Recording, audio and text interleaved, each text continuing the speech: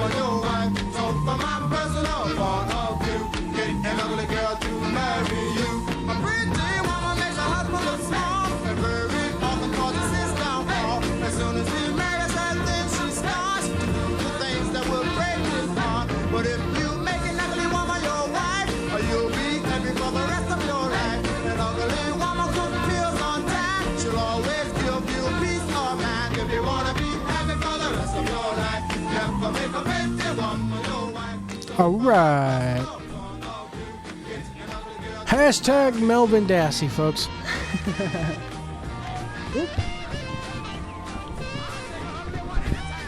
And we're going to be here talking about AC is on. Hashtag Melvin Dassey is right. God damn it. AC, if you want to call in, I'll fire up the Skype later. We got a lot to talk about this evening. A little bit of Walking Dead news tonight. The March to War is finally on. It's what I've been talking about all season. Everybody's talking about the bottle episodes and how they've been trashing and the ratings have been dropping. They've been right. But I've been saying it. The March to War is happening. This is what this is the preamble, as it were, to war. And I tell you, this past episode, I just finished watching it, and I just finished watching it, and I got to tell you, I like this week's episode. Tara finally doing the right thing. Hashtag Melvin Dassey. That's right. I got to tell you, I like this episode. I liked it a lot.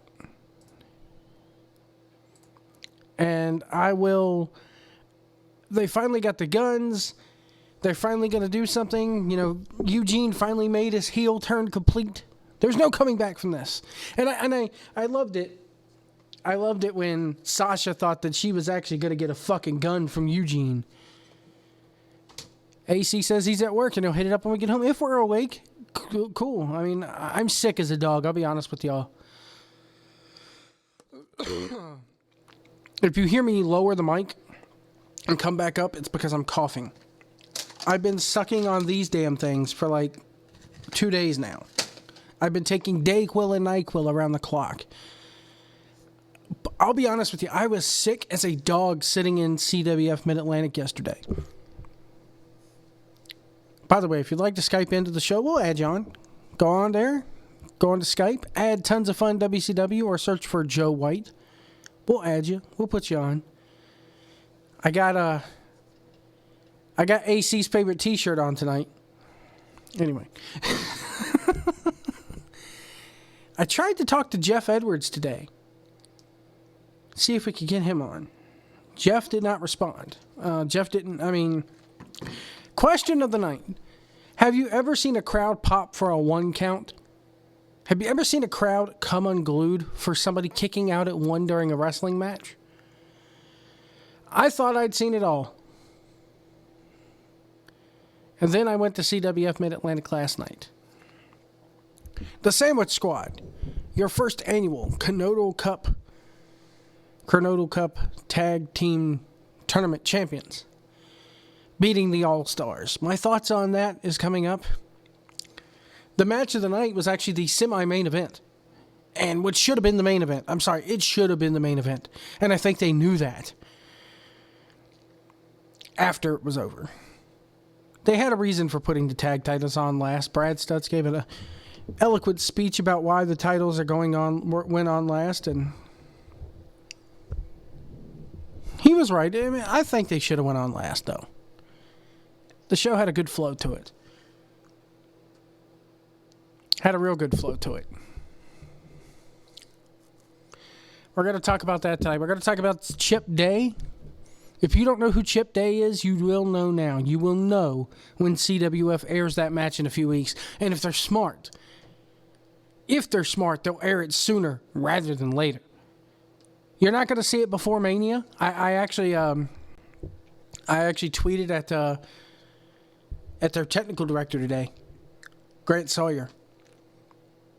Big shout out to Grant, by the way. He does a hell of a job with that promotion. And I asked him, I says, maybe with all the hoopla coming this week, you know, because it's a big week for professional wrestling. It's WrestleMania week. WrestleMania week has gathered, you know, not only attention with just WWE, but this is a weekend. This is kind of like Super Bowl week or All-Star week, if you will. For professional wrestling.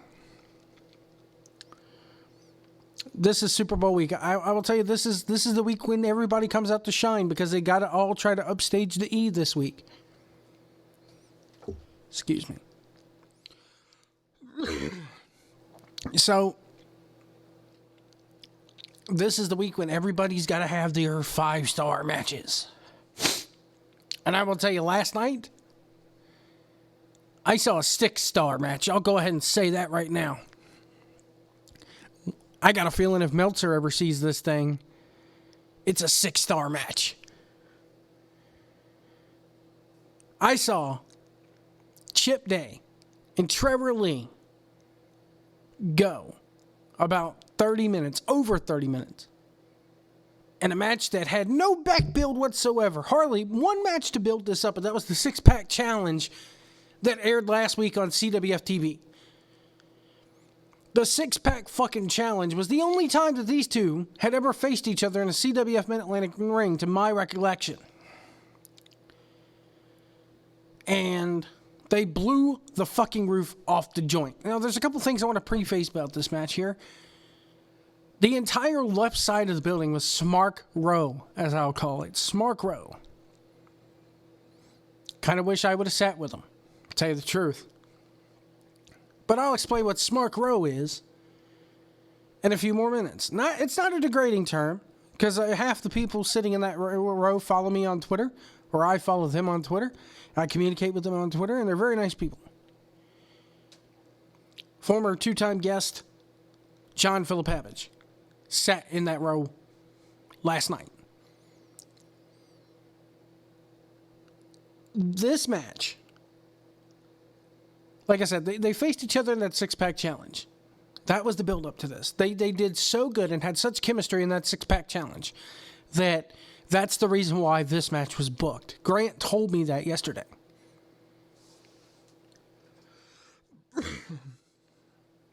Sorry, as I said, I'm getting over a cold.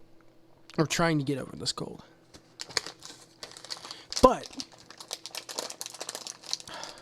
I hate cough drops. Anyway. So the match had no storyline into it. The match had no real build. In fact, the match was made probably 2 weeks ago. Was announced 2 weeks ago. So they had no real build. And for a match that had no real build to it whatsoever, this was the match that really cemented me going to this event. Because I've seen Chip Day before in PWX. I saw him in the 6-pack challenge. Him along with Dominic Guarini were one of the two that I hope I'm saying your last name right. I'm sorry if I'm not, Dominic. Him and Dominic were the two that really stood out at that 6-pack challenge night, as it were, for the qualifying matches and then the 6-pack challenge itself. Of course, Dominic didn't make it to the 6-pack challenge. Kane Justice did, but it was still a hell of a match between those two.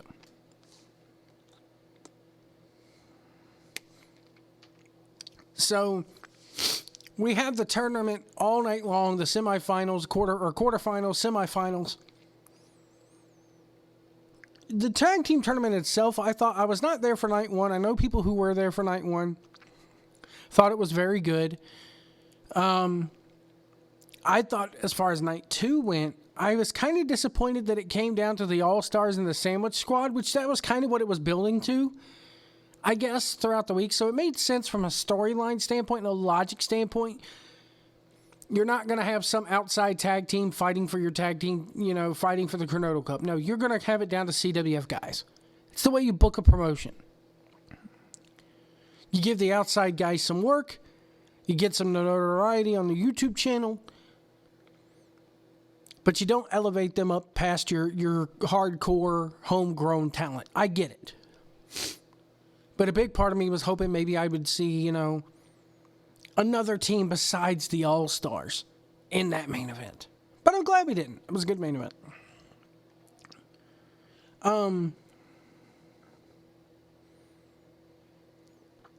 I will say, as soon as I told John Filipavage during the break, I was like, what does this tournament get you? No, they haven't really said besides the trophy what it gets. You know, they have the Weaver Cup every year in memory of Johnny Weaver, and the winner of that gets a title shot whenever they want. But it really wasn't announced what the winner of this Coronado Brothers Cup gets. And then they had the All-Stars come out and say, hey, let's put the titles on the line. And then a big part of me sank. A big part of me sank when they said that. Because I'm like, oh, fuck. We're going to see a title change here. And I thought, oh, man, every bit of momentum that the Sandwich Squad, Aaron Biggs and Mecha Mercenary, every bit of building, every bit of notoriety that they've gotten from this, my kids have purchased the Sandwich Squad merchandise because of this. They love the Sandwich Squad. They went out and had, Biggs and Mecha have both went out and had gear specifically made for this team. They're in it for the long haul. They're a good team. And I thought, oh my God, they're going to kill it. They're going to freaking kill it. Nope, they didn't. To my surprise, they even had Don and Rocky Coronado come in and put Coach Gemini and Jerry Carey, the world's greatest ring announcer. They had them put them to sleep with sleeper holds, stereo sleeper holds. And the Sandwich Squad came out of it tag team champions and Coronado Cup winners. Good booking, solid booking last night. But the stars of the show, without a doubt, were Chip Day and Trevor Lee. And like I said, no build to this match. Hardly any build to this match. And they went in there, and I had a feeling it was going to go this way, folks. I knew it. I even said it on this show. I even said it on this YouTube channel. I said it on CTPN. www.ctpnnow.com. Home of the Cool Truth Podcasting Network. Right there. Anyway. I said that those two were going to tear the house down, and they did. They did more than it. I'll be honest with you. 3/4 of the way through the match, they're hitting each other with kicks. I mean, they're beating the holy hell out of each other. At least it looks that way. I can tell you that they probably were. And Trevor does one of his signature moves to Chip, and Chip kicks out at one. And when he kicks out at one, the whole building, not just the one side of the ring that was smart mark people, the entire fucking building came out of their seats. I swear I even thought the people in wheelchairs were bouncing up and down in their seats. It was that good. I've never seen a match in that sportatorium like that before. I've never seen a match anywhere on any indie scene. You talk about Ricochet and Ospreay? Fuck Ricochet and Ospreay. Chip Day, Trevor Lee, those two guys just took that spot. Those two guys, when this match gets out, when this match makes air, when this match hits YouTube for free, people are going to be talking about Trevor Lee and Chip Day. We're going to go to a quick break. When we come back, we're going to talk more about this. If you'd like to Skype the show, you could do so. Tons of fun. WCW is a Skype name, or just search Joe White. And we will be right back, folks. Stay with us. Thank you so much for watching tonight. We'll be right back.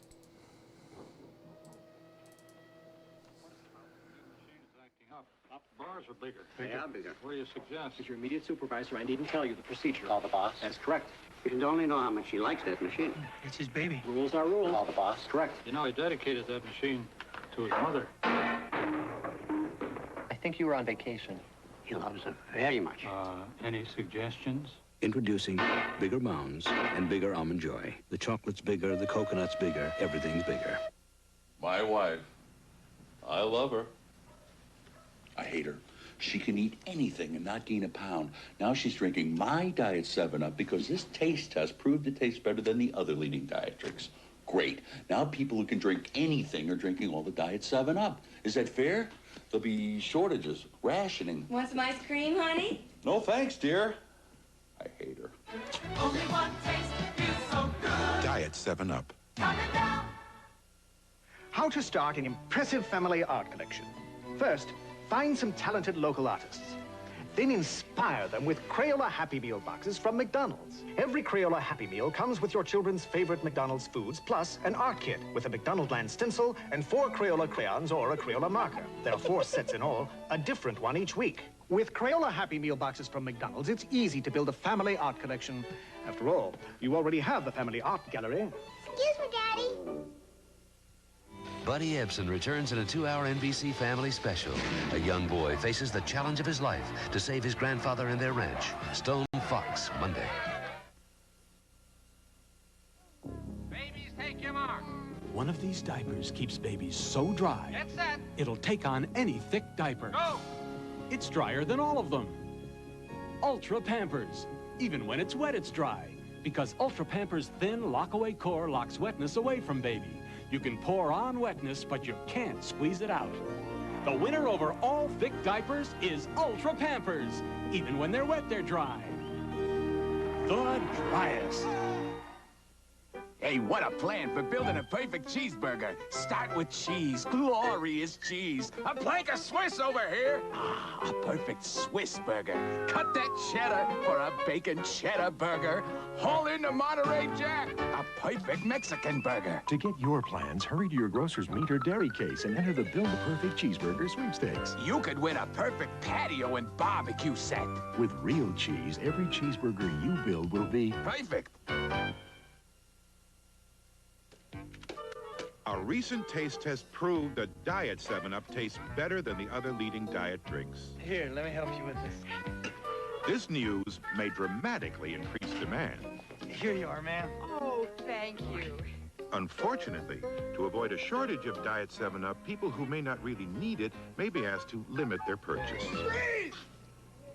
Only one taste feels so good. Diet 7-Up. I'd like you to try Rancher's Choice dressing from Kraft. No, thanks. I like Hidden Valley. Oh, you're going to be tough. You're not kidding. You'll like Rancher's Choice even better. It's got lots of tasty herbs and spices. Oh, it's got lots of tasty herbs and spices. And it's incredibly thick and creamy. So it's incredibly thick and creamy. So why don't you try it? So I love it. Oh my goodness, it's delicious. I love it. Rancher's Choice, also in reduced calorie. I love it. He's a 42-year-old ex-Marine. He's a 14-year-old boy genius. Together, they'll trash the freshman class in Ruby's premiering Friday. Then, on a Sunday picnic, the Willoughby's daughter was lost. That was 40 years ago. Then one night... Daddy? Friday. Well, fans, it all comes down to this moment. This is where it all gets decided. Johnson steps in, checks the signs, makes a few adjustments. This is a classic confrontation. He's digging in. Here's the delivery. And there it goes. He's going back, way back. It is going. It is gone. Pepsi, the choice of a new generation. The ball game's over. 7-Eleven slices prices. Take a look and save with these Price Slicer specials. 10-ounce original New York seltzer, all flavors just 49 cents a bottle. Ever-ready alkaline batteries, a single 9-volt or 2 packs of CD and AAA, $1.69, and 4 packs of AA are just $2.09. Get hot all-beef hamburgers with all the fixins, 59 cents. Cheeseburgers, just 10 cents more. Great everyday prices, plus super low specials are featured at participating 7-Elevens 24 hours a day. Victory for women in the workplace at 11. Here he comes. Frank! Happy birthday, Teddy. What is it? It's Robbie. It's Robbie. nothing in the world like a good friend. You can say that again. Oh, Teddy Ruxpin is my friend. And Grubby's my friend too. That's me. Teddy Ruxpin's pal Grubby, the best friend for your best friend.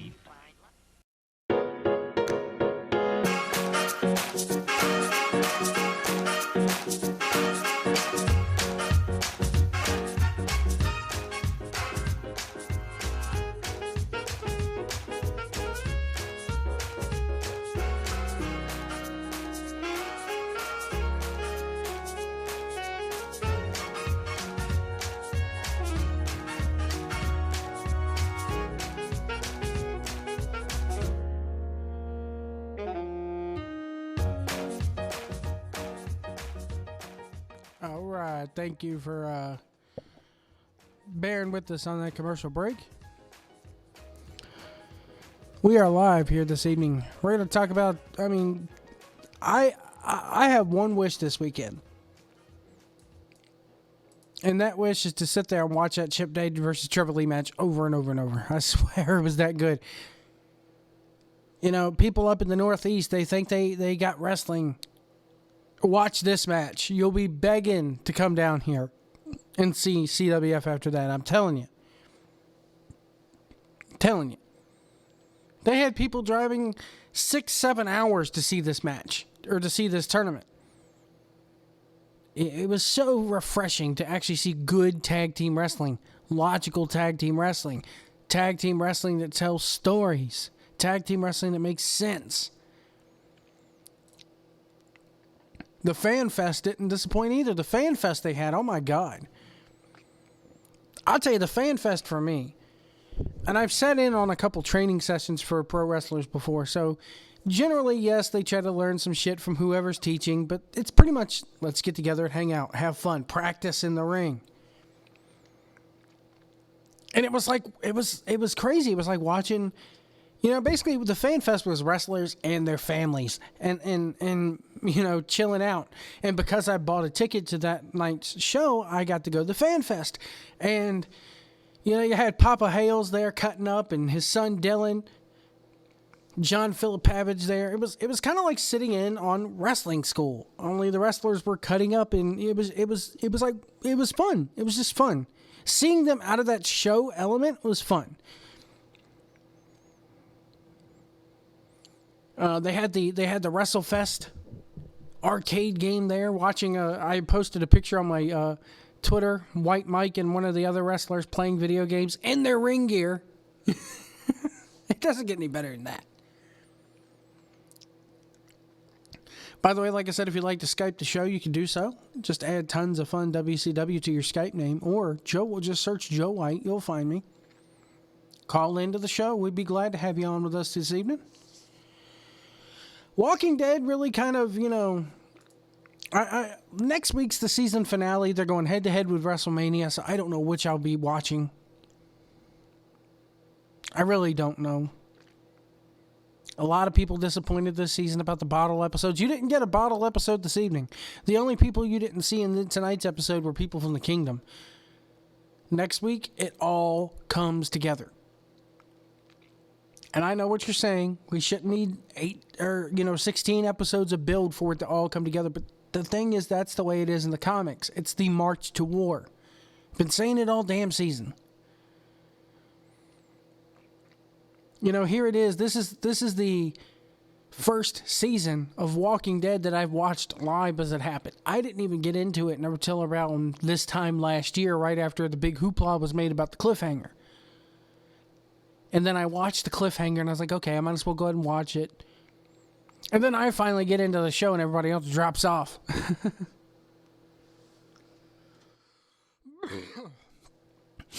I'm dealing with a cold this evening. Again, thank you so much for tuning in. If you'd like to Skype the show, we'll put you on. NASCAR today. NASCAR had the Auto Club 400, I believe it was called. And Kyle Larson, in his second NASCAR victory, ran all 202 laps. He led the most laps today with 110 of those 202. seconded only by Martin Truex Jr. running 73 of those laps. I really thought Truex, man. Let me see where I came in. I actually did the DraftKings bit today on my phone. Let me see where I came in.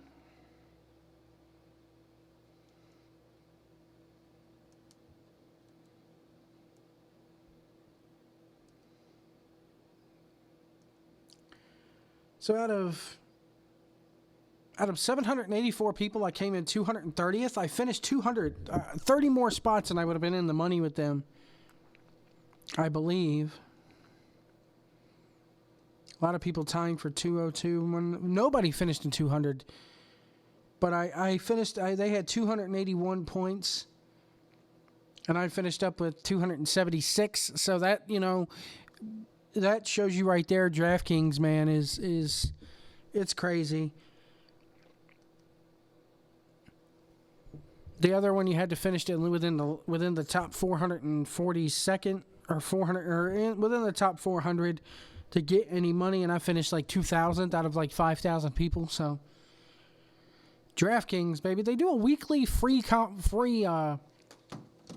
where you can try to win some money. Oh, Jeff Edwards, Jeff, come on, man. Hashtag Melvin Dassey. It's never going away.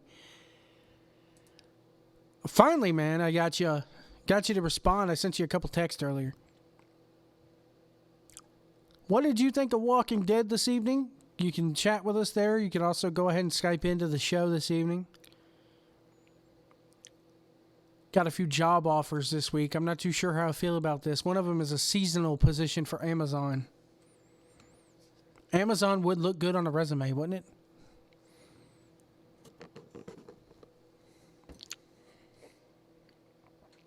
But yeah, NASCAR this week. Kyle Larson, kudos to Kyle Larson. He won the Xfinity Series race last night. I'll tell you who,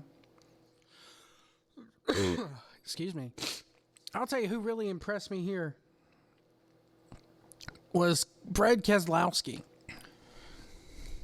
Walking Dead is good. I'm ready for war. Why don't you call in? Come on, Jeff. You know you want to. Brad Keselowski really impressed me. Lap 4 gets into an accident, comes back, battles back after patching the car up, and didn't even lead a single lap. He started third, finished second, even after that. Clint Bowyer, where did he come out of today? Started 17th, comes up to finish third. Had a really good car today. Martin Truex Jr. probably should have finished second. He didn't take 4 tires like Larson did on that last pit stop. Right before the green-white checkered. Joey Logano had a pretty good car today. He was hit or miss if you had him in your DraftKings pool. Started 35th, ended up 5th. So there you go. Daniel Suarez. Here's a guy who started 10th and ended up 7th. One of the rookies. Jamie McMurray, who hasn't really done much since, year before last, was up in the running. Kyle Busch, Ryan Blaney, and Chase Elliott, the rookie, rounding out your top 10 today at Fontana. A lot of things today. I misspoke. Fontana is not a road course. Sonoma is a road course. A lot of people just, it's crazy. Do we call this Auto Club Speedway? Do we call it Fontana Speedway? Do we call it California Speedway? I think we'll call it Auto Club. I got to get used to calling it Auto Club. The oldest surface next to Martinsville. Martinsville is probably second place. They go to Martinsville next week in Martinsville, Virginia. I've actually been to a race at Martinsville. Not a bad seat in the house, to tell you the truth. Short track. You get to see everything. It's almost like going to a late model track, like Southside Speedway or South Boston Speedway here in Virginia, to tell you the truth.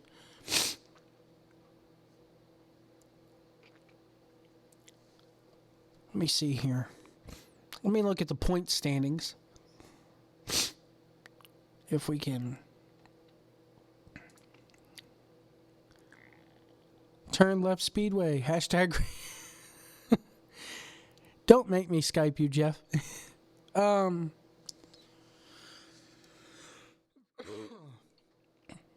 Let's see if we can look at the standings here.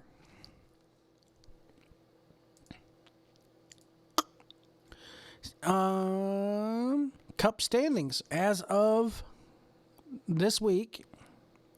Kyle Larson leads it with 1 win, 1 pole, 1 top 5, 1 top 10. Or excuse me, 4 top 5s, 4 top 10s. Next is Martin Truex Jr. with 205 points. That's a big lead if you're Kyle Larson. And Kyle Larson finished second in the last 3 races. It's not even about winning races anymore. It's about consistency, folks. Who was it that won? Let me see here. Who won last week?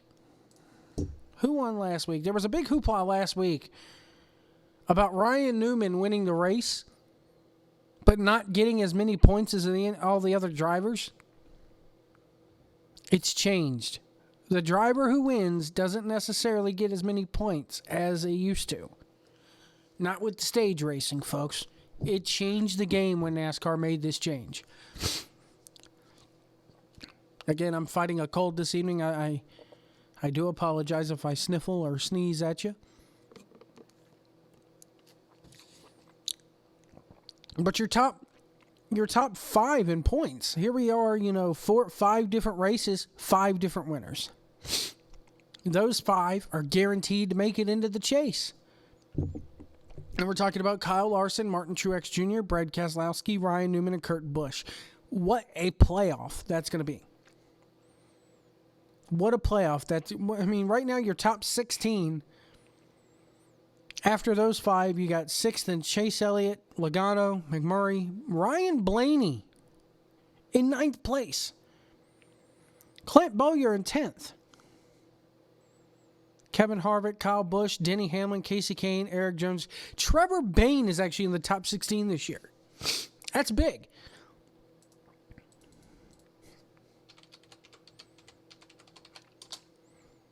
Let's see if we could see how many playoff points that they have this year as well.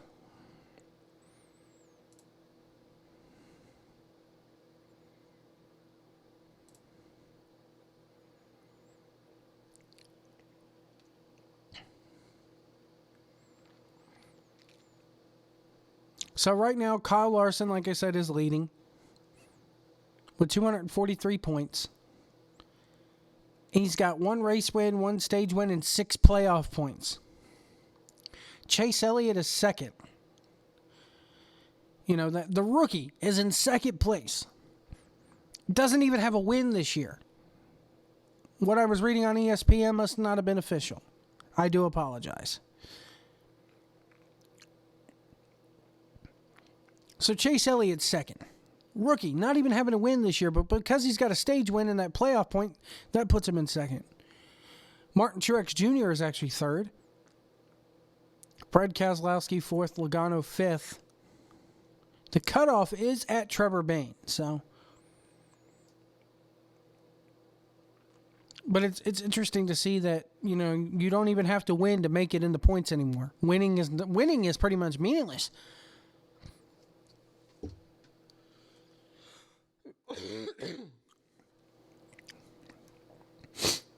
You could pretty much go all year without a win, win a few, win a stage here and there, and be in the running, in the money. That actually, as I said, it concludes the NASCAR Western Loop. NASCAR now no longer going west; they come back east. And how fitting is it that they're actually going from coast to coast this week, going to Martinsville, Virginia? And so yeah, that's NASCAR for this week. Really good race today. No big cautions. You had that one on lap 4 when Keselowski had that big spin. And then there weren't any cautions until probably the last 10, 15 laps, I believe. Good, clean racing today. No fisticuffs, no fights this week. Not really any big speed penalties on pit row that I know of. We're going to take a quick break. When we come back, We're going to talk a little bit more about Walking Dead. A little bit more about CWF. There's really nothing that I could put into words to describe that Chip Day versus Trevor Lee match. You got to see it. If you're wondering for a good place to start for CWF, watch that match.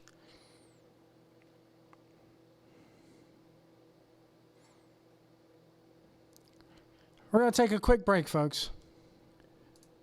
We'll be right back. Stay with us. Wheat thins and oat thins because they taste good. But the whole idea behind these crackers is that you can eat them without feeling guilty. That's why they're baked, not fried. I mean, eat them because they're delicious, and you miss the whole point. Never. I thought I said no eating cookies in bed. It's not a cookie, Mother. It's a fruit Newton. Oh, carry on then, carry on. A cookie is just a cookie, but Newtons are fruit and cake. Top Shelf presents The Impatient Gourmet. Show you how to make a good, wholesome meal when you barely have time for a snack. Forget this stuff. Get Top Shelf. 2 minutes in the microwave, you got it made. Bon appetit. Top Shelf, for people who want to eat right now. Joanna. Charles. Theirs was a love affair. A love of butter stopped short by cholesterol. I've dreamt of giving you this. I can't believe it's not butter. I can't believe it's not butter is still the only spread flavored with real sweet cream buttermilk for a fresh butter taste, but without the cholesterol to spoil the romance. I never thought I'd be swept off my feet again. I can't believe it's not butter. The taste you love without the cholesterol.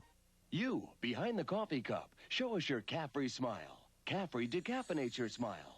Caffrey toothpaste helps keep coffee and tea from staining your smile like they stain your cup. Get Caffrey toothpaste or gel and show us your Caffrey smile. This artificial heart valve can kill without warning. Why did the manufacturer knowingly allow implants to go on for years? Now, thousands of patients live knowing that when the valve stops clicking, death may be minutes away. Bill Curtis reports The Heartbreakers on The World in Action, Thursday on A&E. We will return to Cinema Matinee in a moment on A&E, the Arts and Entertainment Network.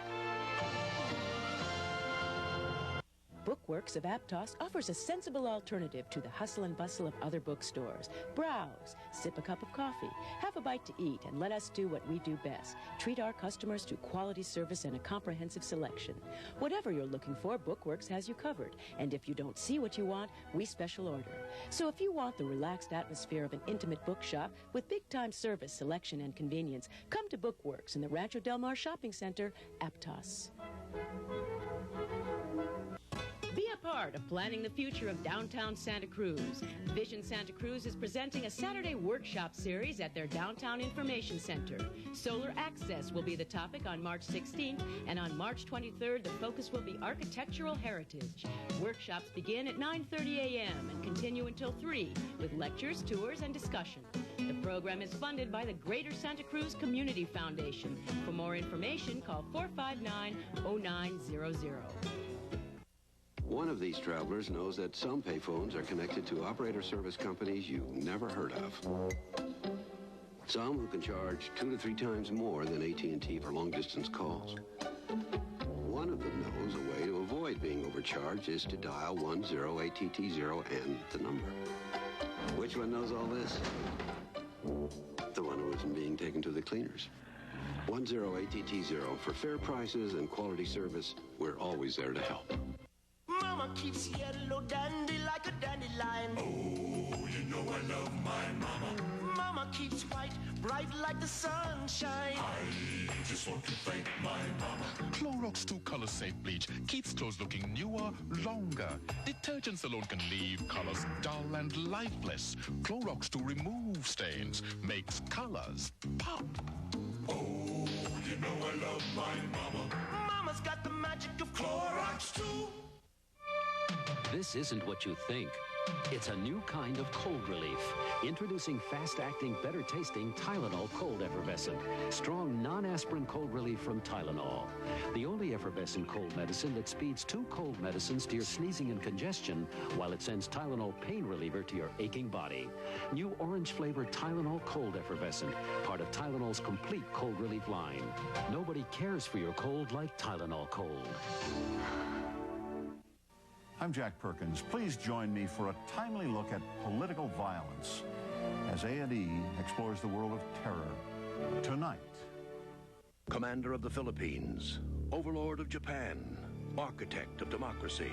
Was he a devoted patriot or an arrogant opportunist?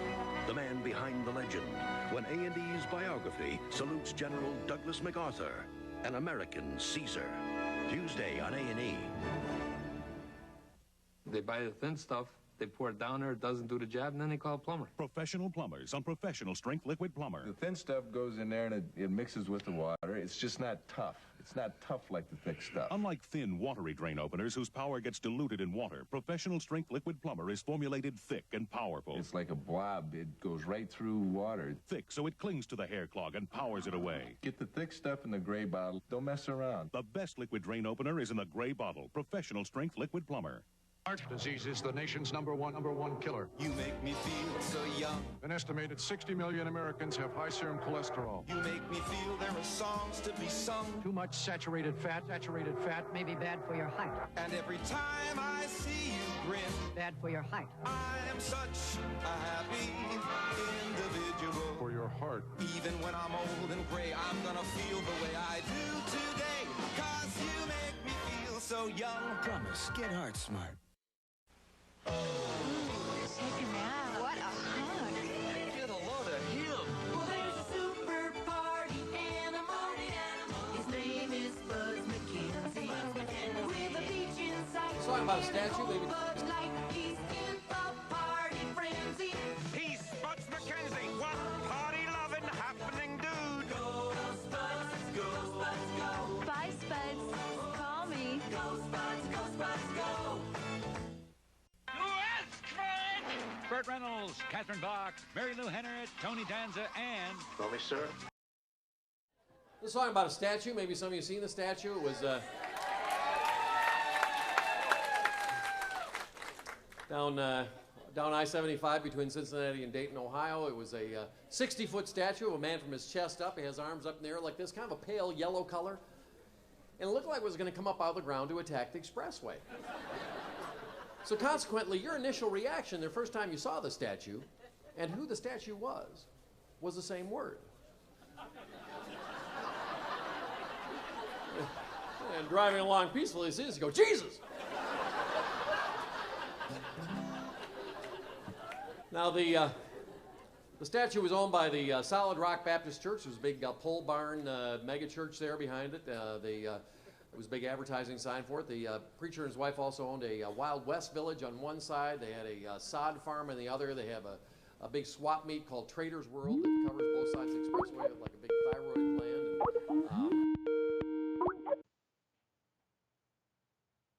Mr. Edwards. Whitey, what's going on? Whitey. Don't you be racist now. Oh, no. Don't you be, oh my God. Speaking of people who are...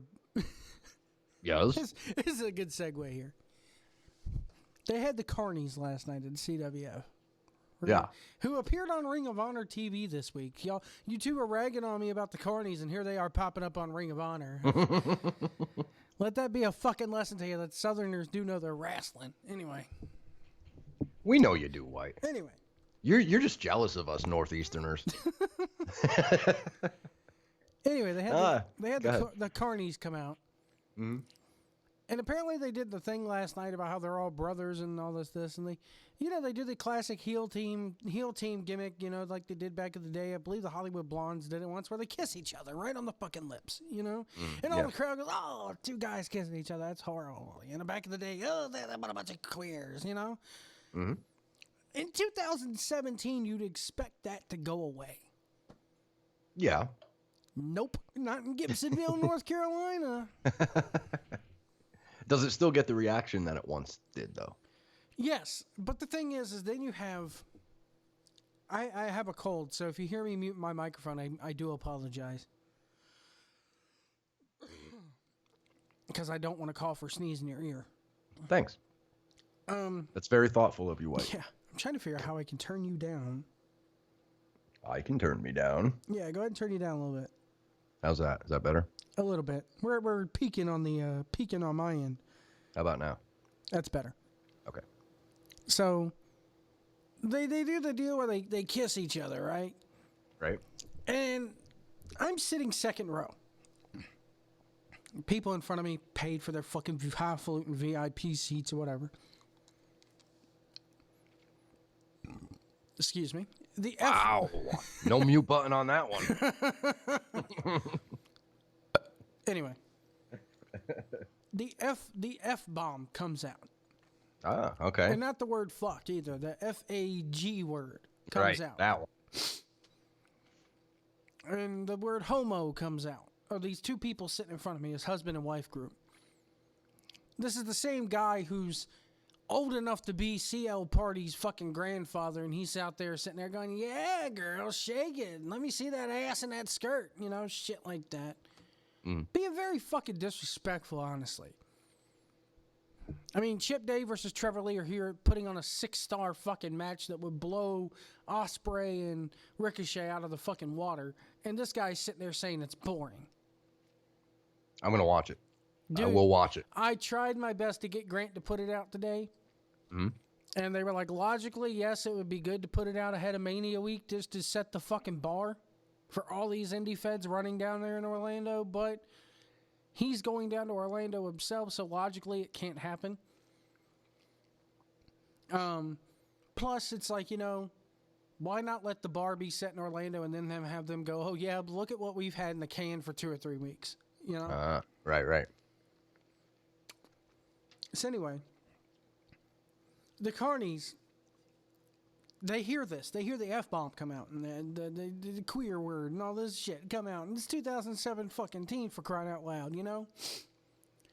And the Carnies say something to the effect of, it's 2017, glad to know your morals are still in the toilet or some shit like that. They totally fucking just got him, punched him right back, you know?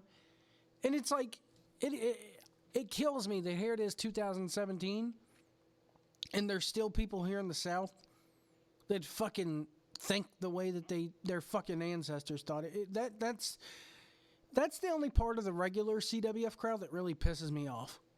And I like to think that I am one of those regulars. Right. Because I do show up there so often. You know, I do show up there a lot. I mean, I've been to their...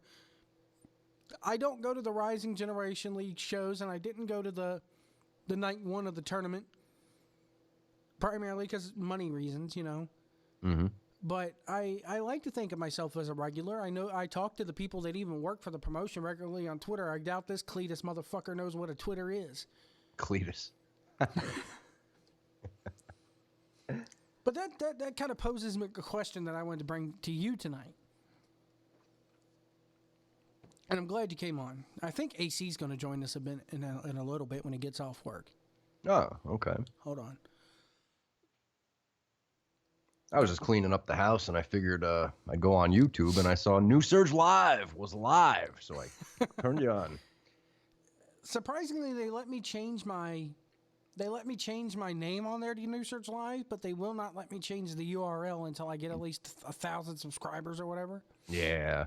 So everybody, click the like button, click the subscribe button so we can change the name. At least get me that much, motherfuckers. Anyway. So I was referring earlier in the show to Smarks Row. Being, if you're looking dead in front of the entranceway, the left side of the ring is the people who are sitting at ringside left, as it were people like John Filipavage, Sophia Moon, who's there all the time. I can remember when Sophia was the only VIP there. And now the VIP section's just expanded because a lot of people want to sit in the big comfy seats and don't want to sit up in the bleachers. But anyway, I'm a bleacher bum. I like it up in the bleachers. Just don't put me too high up. So yeah, John Filipavich, you had Papa Hales. I don't know who you know who do you know who Papa Hales is? No, don't know him. He's a real elderly gentleman. I want to say in his 60s or 70s, and I don't like too many quote unquote super fans, which is what we're going to get into here. But this guy to me is a trooper. He his son Dylan writes for a website and has his own podcast. Really good guy. But Papa Hales is Dylan's father. Dylan's father has been diagnosed with diabetes, just like me. And Papa Hales is going blind, slowly but surely.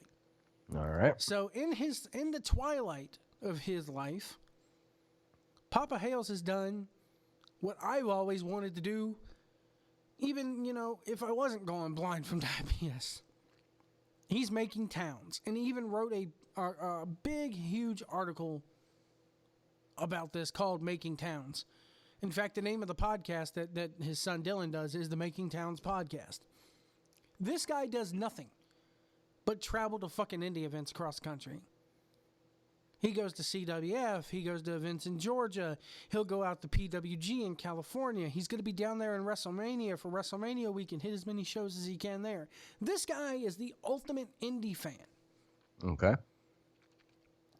But I have to say that to me, hindered the crowd last night a little bit. Because Because you have the CWF regular fans. There's one guy who sits in the front row, young man, who chants for Trevor Lee. And as soon as the Trevor Lee Chip Day match is over with, he starts chanting CWF, CWF. And I can't stand that. Whenever a fucking promotion, I'm all for EC-Dub, EC-Dub, or CWF, but when you have a match that good, and the first words out of your mouth is the name of the promotion, to me that's always kind of belittled the people in the ring that just performed for you. They're just putting over the promotion, though. They're putting over the promotion. I'm not going to fault them for it. I was chanting it along with them because, hey, they are the ones that booked this lovely match that we just got to witness. Right. The people on the left-hand side of us, on Smart Row, as I like to call them, and I wish I was sitting over there because you know me. I like to interact. I like to fucking bullshit and cut up and chant stupid shit during matches just as much as anybody else. But the match starts off very, very slow-paced, it's very wrestling-oriented. It's a match where they were pretty much working holds for the first 5 to 10 minutes of that match. I miss it. I miss that, White. Dude, I'm telling you, it's one of those things where one guy goes for a kick, ducks it, the other guy goes for a kick, duck it, they do a tackle, drop down, both pop up, you have a standoff, and the crowd starts wrestling, one of that good Ring of Honor type shit. It's almost, I'll put it to you this way. It's almost as if CWF went to Japan and put this fucking match on last night. It was so good. Had a lot of very little build to the match. As I was saying in the last segment of the show, the only interaction that Chip Day and Trevor Lee had to this point was they fought for a little bit in the six-pack challenge that they had last week that aired on the YouTube channel last week. And then they put this match out there and it was just a fucking barn burner. But anyway, Smarks Row is sitting there fucking chanting and really getting into it. And every time there's a standoff, they're clapping very Japanese-ish, When something good happens, they clap for it.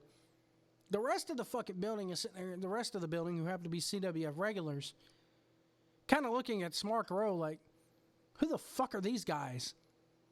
I mean, granted, the last time Papa Hales or Dylan Hales or even John Filipavich was in that building was Battlecade back in December. So they don't show up often, but it's getting to the point where when they do show up, the rest of the CWF regulars are kind of looking like, oh God, there's those guys again. And I even said to Grant Sawyer, who's the production manager for the promotion, and he's their lead camera operator, I said, you had Papa Hales and everybody, over on this side of the crowd cheering and really getting into it, and I was getting into it too. It's the only match I can ever remember where I was cheering for Trevor Lee going into that fucking match. But for the last maybe 15 minutes of it, once I'll tell you, there's a spot in the match halfway through where Chip Day They've already beat the fuck out of each other.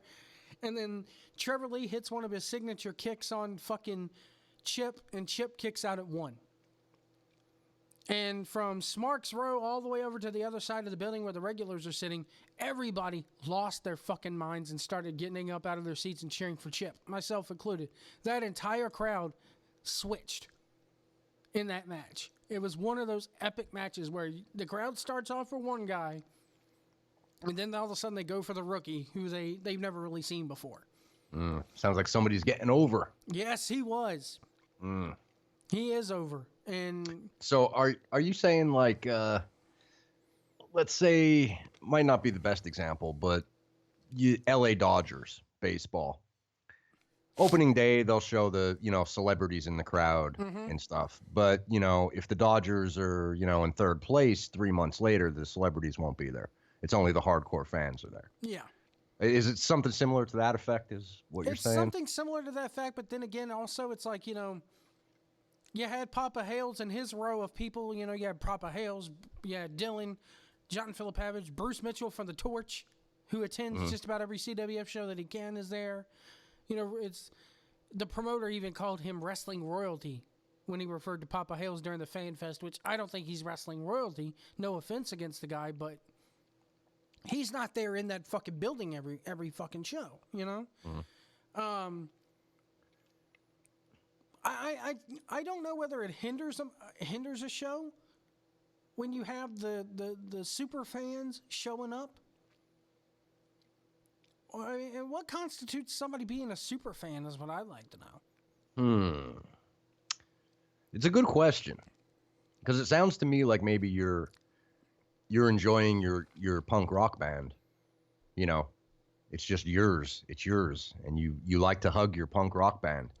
And then the record label, they're getting a little bigger now. Yeah, so now you have to adjust to that. You know what I mean?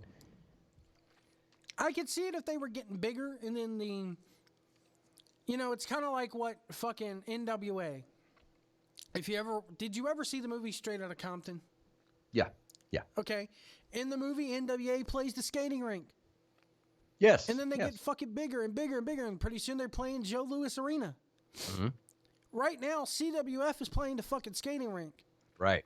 And I want them to get bigger, but I don't know if I want them playing the Joe Louis Arenas just yet, because right. The people who are still there at the skating rink who are keeping you afloat right now could give two shits about these motherfuckers in the ring over on the other side of the building, who the promoter is putting over, by the way.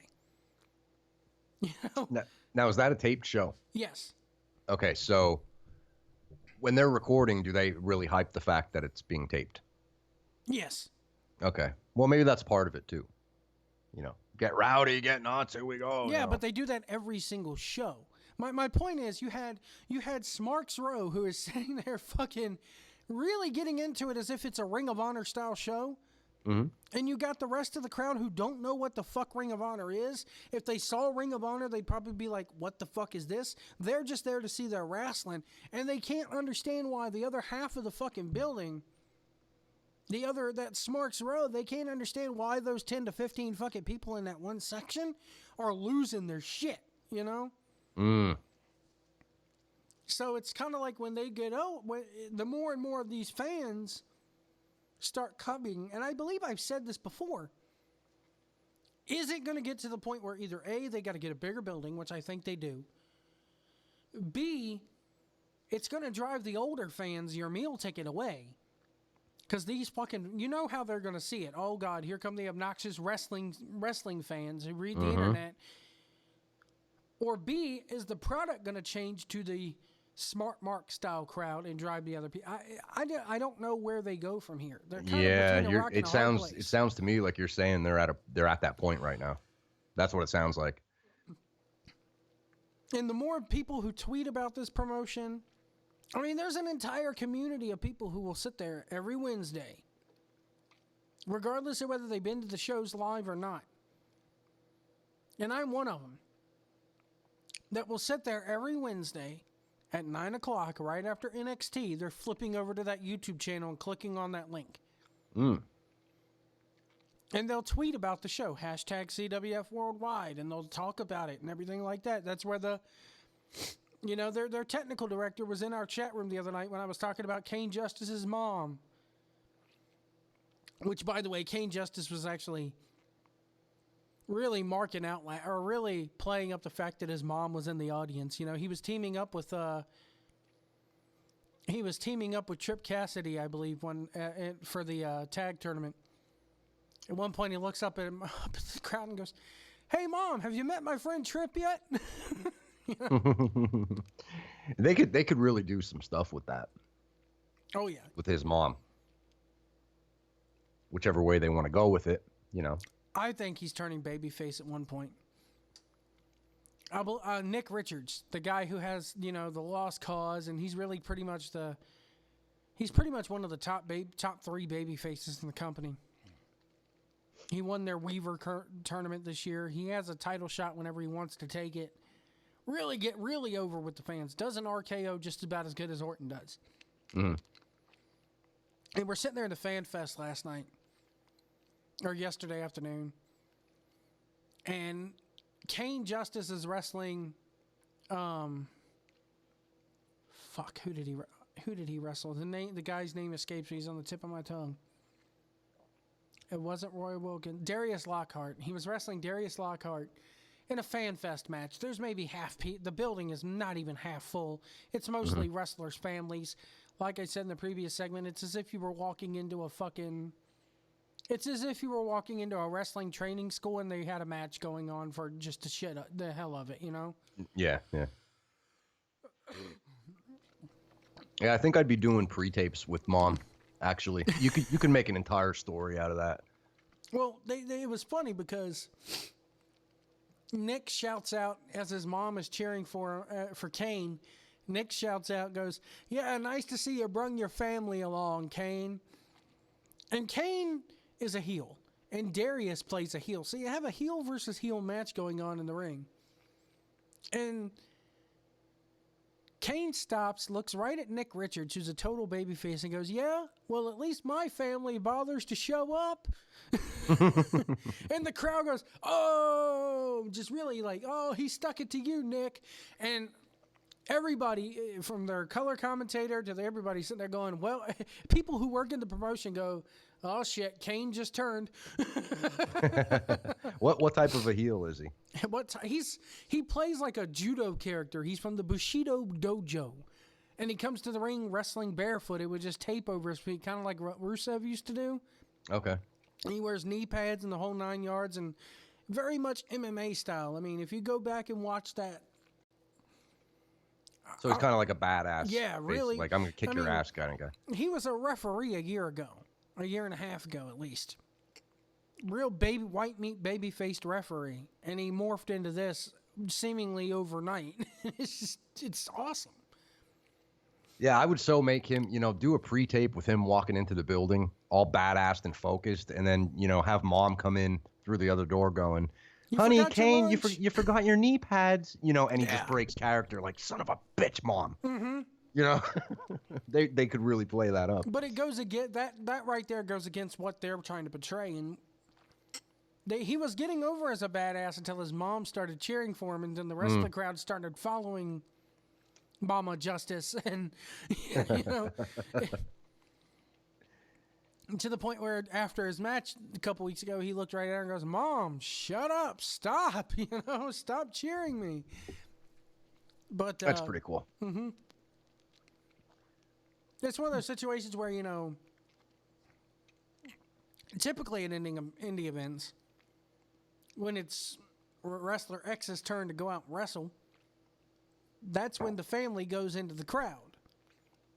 I remember there was this one wrestler, his name was the Jersey Kid, and he was wrestling at GXW in Richmond. All of a sudden, this lady comes down and sits right beside me. She's the only one cheering for this motherfucker because nobody else in the crowd knows who the Jersey Kid is in Virginia, for crying out loud, Mm-hmm. And I was like, "Well, we know where the family's sitting," and she's like, "Yeah, I'm his mom." Have they come north of Virginia at all? Who, CWF? No. Okay. Now, there are some CWF stars like Chet Sterling, the Sandwich Squad. Because Brad Stutt's the promoter or the booker of CWF, He does shit for a promotion called Nova Pro, which wrestles up in like the Northern Virginia area, like Alexandria, all that. Might as well be DC. He does shit with them. Brad does commentary with PWX. So every once in a while you'll see a Trevor Lee or somebody like that down in PWX. But they don't really go out of Gibsonville. They don't go out of North Carolina, and that's another thing that I really want to get. I want to get Brad on here because there's so much that happens WrestleMania, and this promotion has such a cult following to it right now. You were asking me if, playing the Total Extreme Warfare that we were talking about last night. Yeah. If you were to put CWF in there right now I would book it as cult status. But it's on the verge of not being cult. It's on the verge of being very, very much well known. Right. If they play their cards right. But I'm wondering if the promotion's big enough to where they could run an event down in Orlando this year. If they were to run an event down in Orlando this year, would they draw? Chances are right now, probably they wouldn't draw as much as, they wouldn't draw as much as all the WWN guys or sure, you know what I mean. Yep, but you never know. All it takes is, one guy to get in there and go, hey, I just saw an amazing show from this company in Virginia. And then you have that's how shit spreads. You have the dynamic of their guy right now is Trevor Lee. Trevor Lee is the CWF champion. And he's also got that thing with TNA. And do they really want Trevor Lee wrestling down in Orlando for another company, Yep. I'm surprised TNA, this is the second time that they've been in Orlando in the last, WrestleMania 24 was in Orlando. So we're talking 9 years. I think WrestleMania 24 was in Orlando. Was it 24?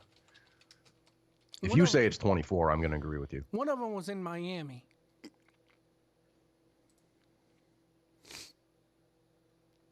Yep.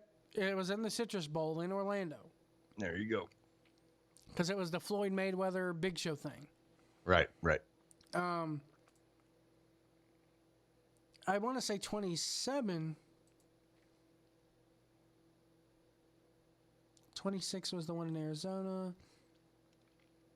27 was the one in Miami, I believe. No, that's the Georgia Dome. 28 was the one in Miami. So this is the second time that they've gone to Florida, probably within the last, let's say 10 years. And TNA has done nothing WrestleMania weekend. Mm-hmm. You figure with Anthem, backing them, they'd say, hey, let's try to run a show down there.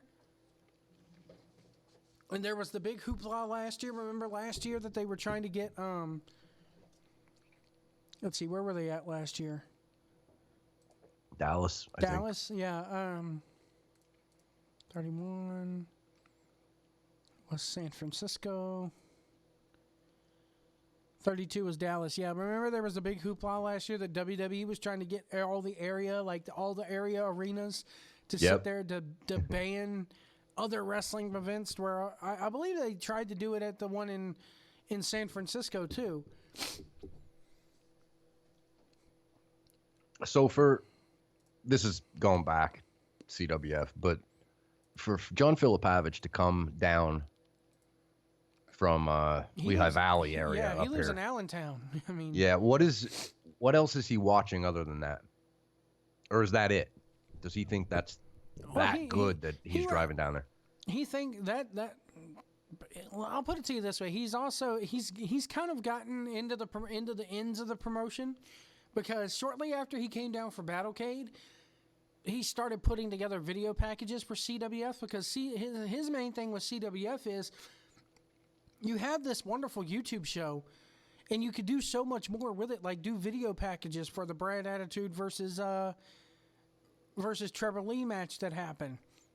He did the video package, that whole history of thing that I was telling you. Yeah. He did that for CWF. Okay. So he's been doing video packages for the promotion every so often. Not working for them. He doesn't get any compensation off of it that I know of.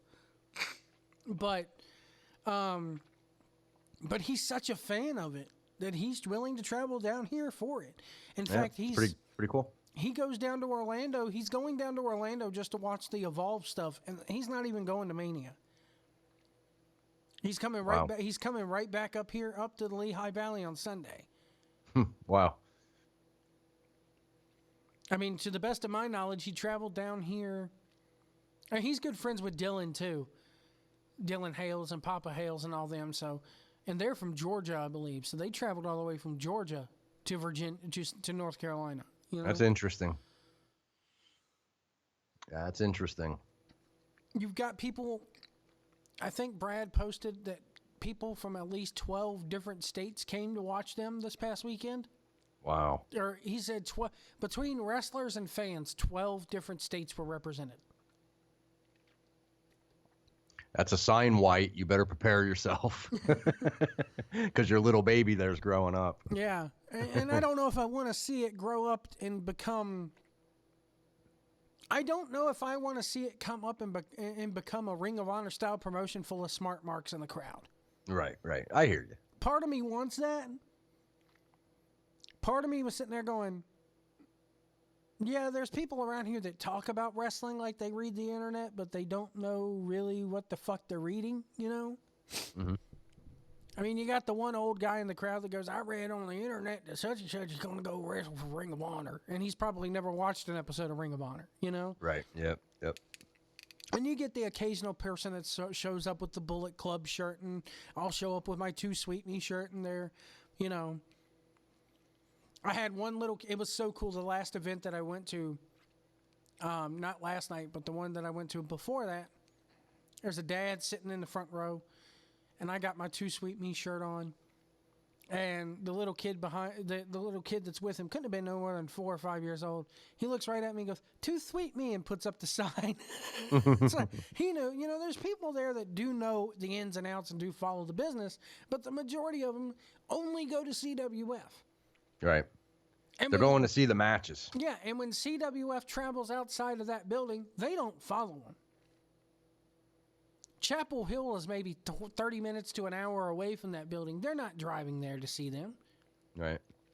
Well, that's going to be up to Brad. If you have faith in Brad, then nothing's going to change. Yeah, like, you know what I mean? You're going to be able to tell a difference if he's going to start catering to the marks. Brad is the type of guy who... Brad Stutz is the type of booker who I do have a lot of faith in. Mm-hmm. But when more and more of those guys show up to the arena and drown out the new guys, I don't know how he's going to be able to ignore that. He can't pull a Vince McMahon and just say, fuck it, it's only 10% of the crowd. Mm-hmm. Not when you're in that small, intimate area and those 10%, like yesterday, like last night, that one row, that one section is going to drown out everybody else. You could play with the audio all you want to, but that one area is going to drown out everybody else in that building. All right, right. And especially to the point where, and I laugh at this, and I really shouldn't, because it's a cool idea. Because the Cronodal brothers were there last night, Don and Ricky, they built... Like their arena, you walk in, you have like a lobby area where the concession stand and the bathrooms are at. It's a pretty good sized area. And then you walk through a curtain and then you're in the arena, which is about the same size, maybe a little bit bigger. But there's a curtain that separates it. And they've taken part of that other area, that lobby area, and they've built a suite. Kind of like if you were to put a skybox in an arena. Okay. And it's got like full on leather, like movie theater style chairs in it, about 6 or 7 of those. And you can, I guess they're going to start renting this out to fans if they want to, throw a birthday party there or something. They could sit there. Last night they had it reserved for the Cronodal family, because it was the Cronodal Cup and they're the VIPs, so we got to make it look good, Mm-hmm. And I'm sitting there thinking, you're already charging. Let me see here. Get you the correct number. Go straight to their website and pull it up here. I believe they were charging for a mega event ticket last night. Oh shit, Battle Bowl is April the 8th. Cool. Anyway. Now, they don't live stream any of their big shows, do they? No. Okay, so they're not IPTV or anything. Not yet. Not yet. Okay.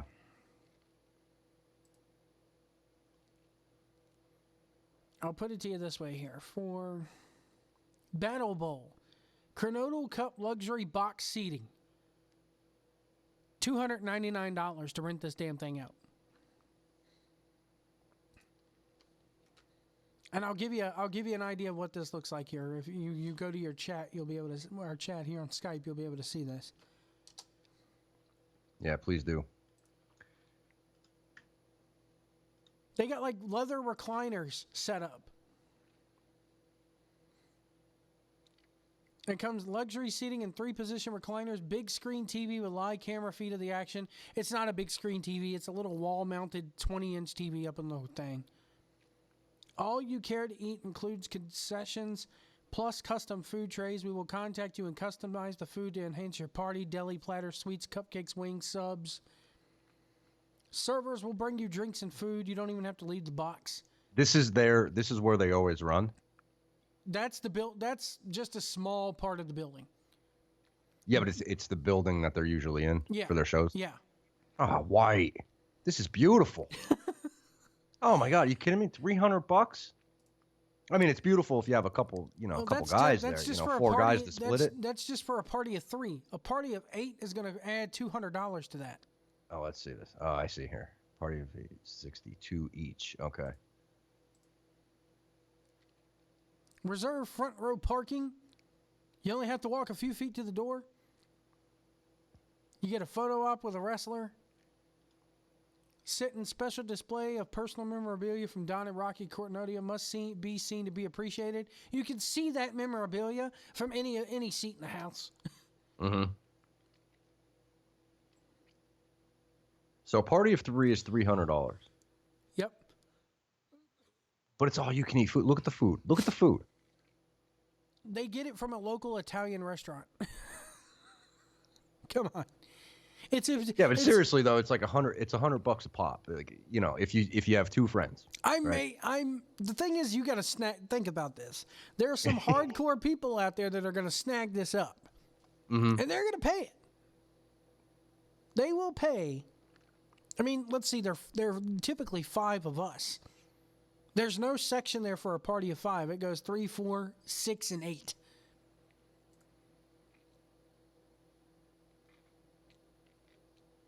Don't even have to leave your luxury box, White.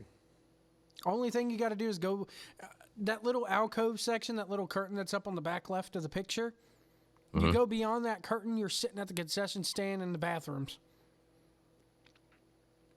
A personal visit by a CWF Mid-Atlantic wrestler. Yeah.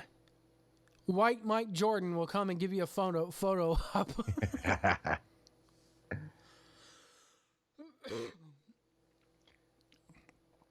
I mean, you should get that box and live stream from there. I wonder if they let us do that.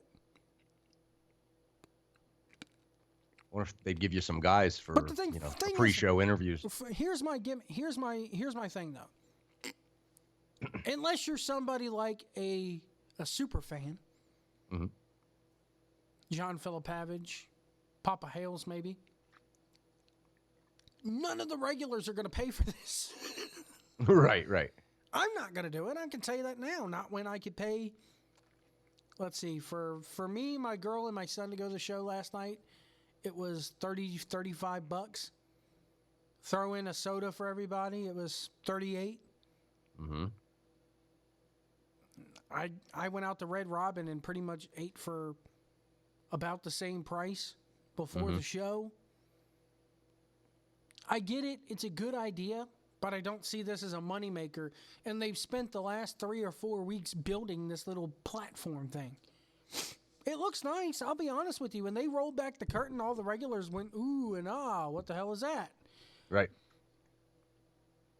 Because they had the Coronado family sitting there, and then they pulled back that curtain. Because if they don't have anybody there for that box, there's a curtain that they could pull to seal it off for TV purposes, so it doesn't look like an empty thing sitting there, Okay, yeah. So they only have 1 box. Yeah, that's it. That Okay, that that- box that's right the there, box, that's okay. the box. That's the luxury suite. And they got all the, you got the rain jackets from Don and Rocky, and that's the Coronado Cup. The Coronado Club is what they're calling it. I like it. I like the idea. I like it. I do. If you like it that's so that's much- that's gonna help them a lot, I think. I don't see it helping bringing them in money. I don't see it helping them make it to the next level.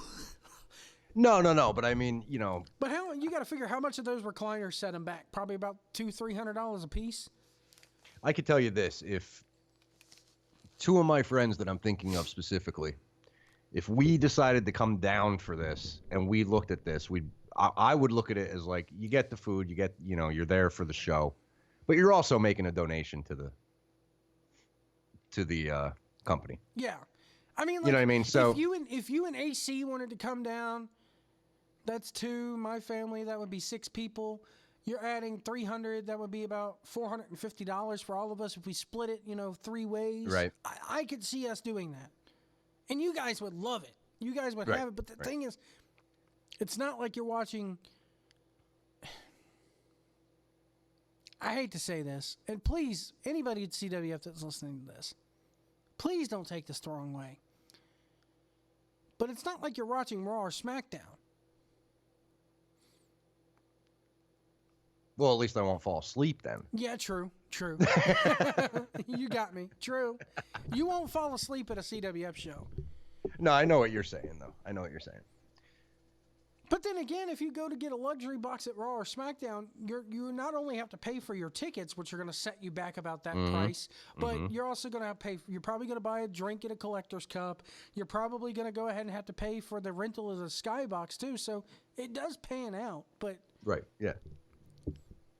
Electric City Saint just got done listening to the monstrous Melvin Ferrara, a.k.a. Melvin Dassey. Or he says Marvin Ferrari. Same thing. Doesn't matter. Close enough. Got to say, how on earth is he in the podcasting business, bro? Says CTPN, baby. He goes, I think it's hilarious how he has an army. Like, dude, you have one fan.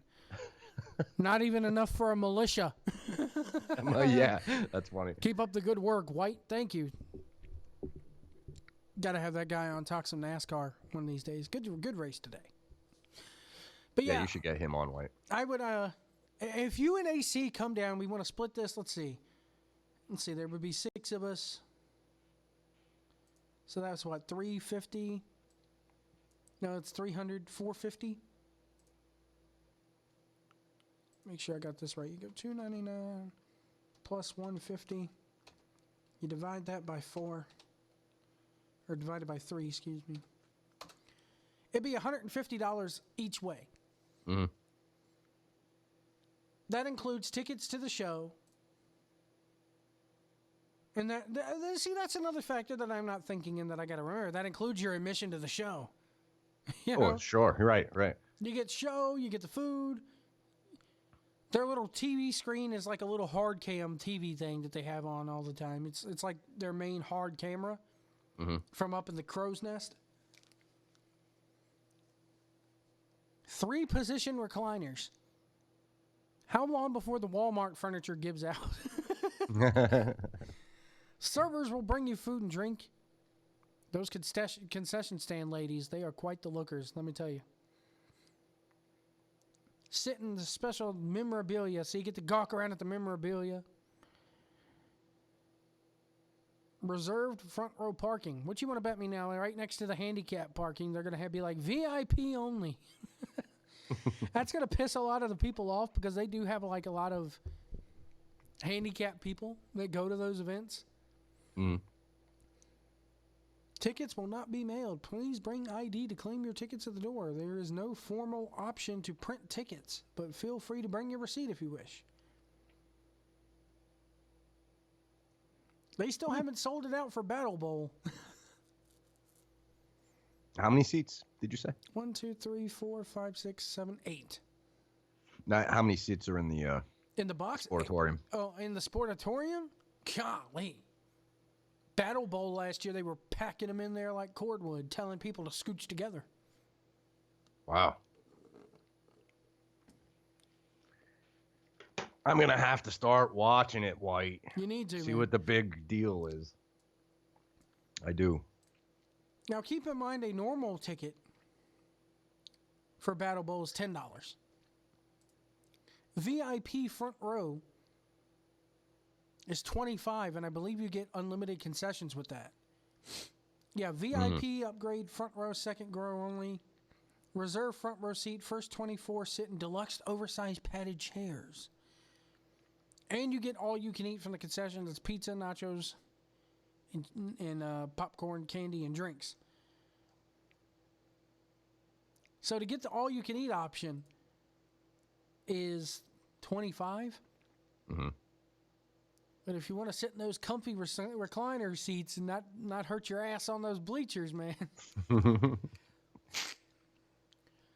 Fans choose the matches at Battle Bowl. Battle Bowl is one of their crazy events because they have a match, like their champion will be in the ring. And the fans choose, quote unquote, they choose out of a fish bowl who they want to have for the matches. In reality, all of them say that all of the things in the fucking thing say the same thing. Right.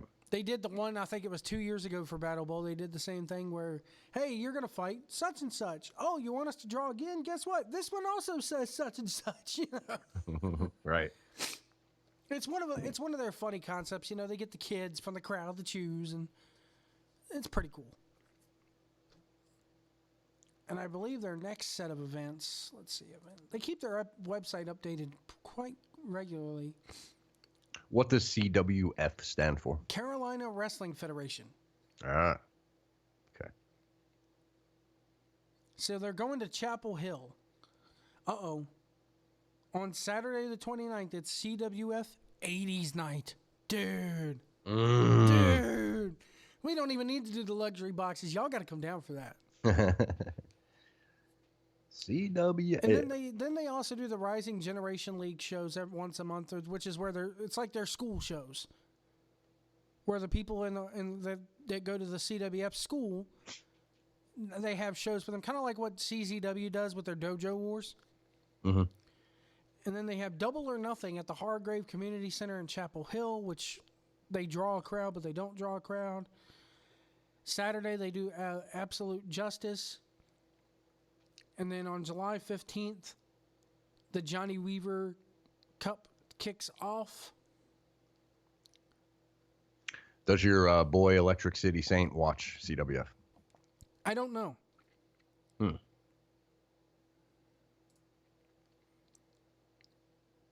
Let me see here. I mean, when Dylan Hales, who's, you know, like I said, he does the Making Towns podcast. He put the best promotion in the world is CWF, and there's, I mean, now if you go look up Papa Hales, which is at Mike Hales 9, you'll see this old guy. He's a amazing old man. I mean, at the Fan Fest, they had him do a part of an angle where their TV champion Eric Andrews is convinced his storyline right now is that he's convinced that Stutz is not booking good, booking fairly. And so Stutz goes, all right, you don't want us to book the matches. Fine, you get your way. They're going to book the matches, pointing at the crowd. So the gimmick is, every time Eric Andrews wrestles, they bring out the fishbowl, and the people pick from the fishbowl who his thing is going to be, who his opponent's going to be. Well, their gimmick at the Fan Fest is that Papa Hales was going to get to choose the opponent out of the fishbowl. And he grabs the microphone from Stutz, and Stutz is like, oh my God, the whole man's taking over. And he goes, I didn't drive 7 damn hours. Clearly, he's gone into, Papa Hales has gone into full promo mode, like full on work mode. And he goes, I didn't drive X amount of hours to pick a damn name out of a fishbowl. I'm going to choose who he fights. And at that point, Stutz is like, wrestlers to the ring. Anybody who's in gear to the ring. And all the wrestlers line up. And he's like, Mecha Mercenary, who's like one half of the Sandwich Squad, big white dude, wears a mask. Get in there and show him. And everybody's all, yay, Mecha, Mecha, Mecha.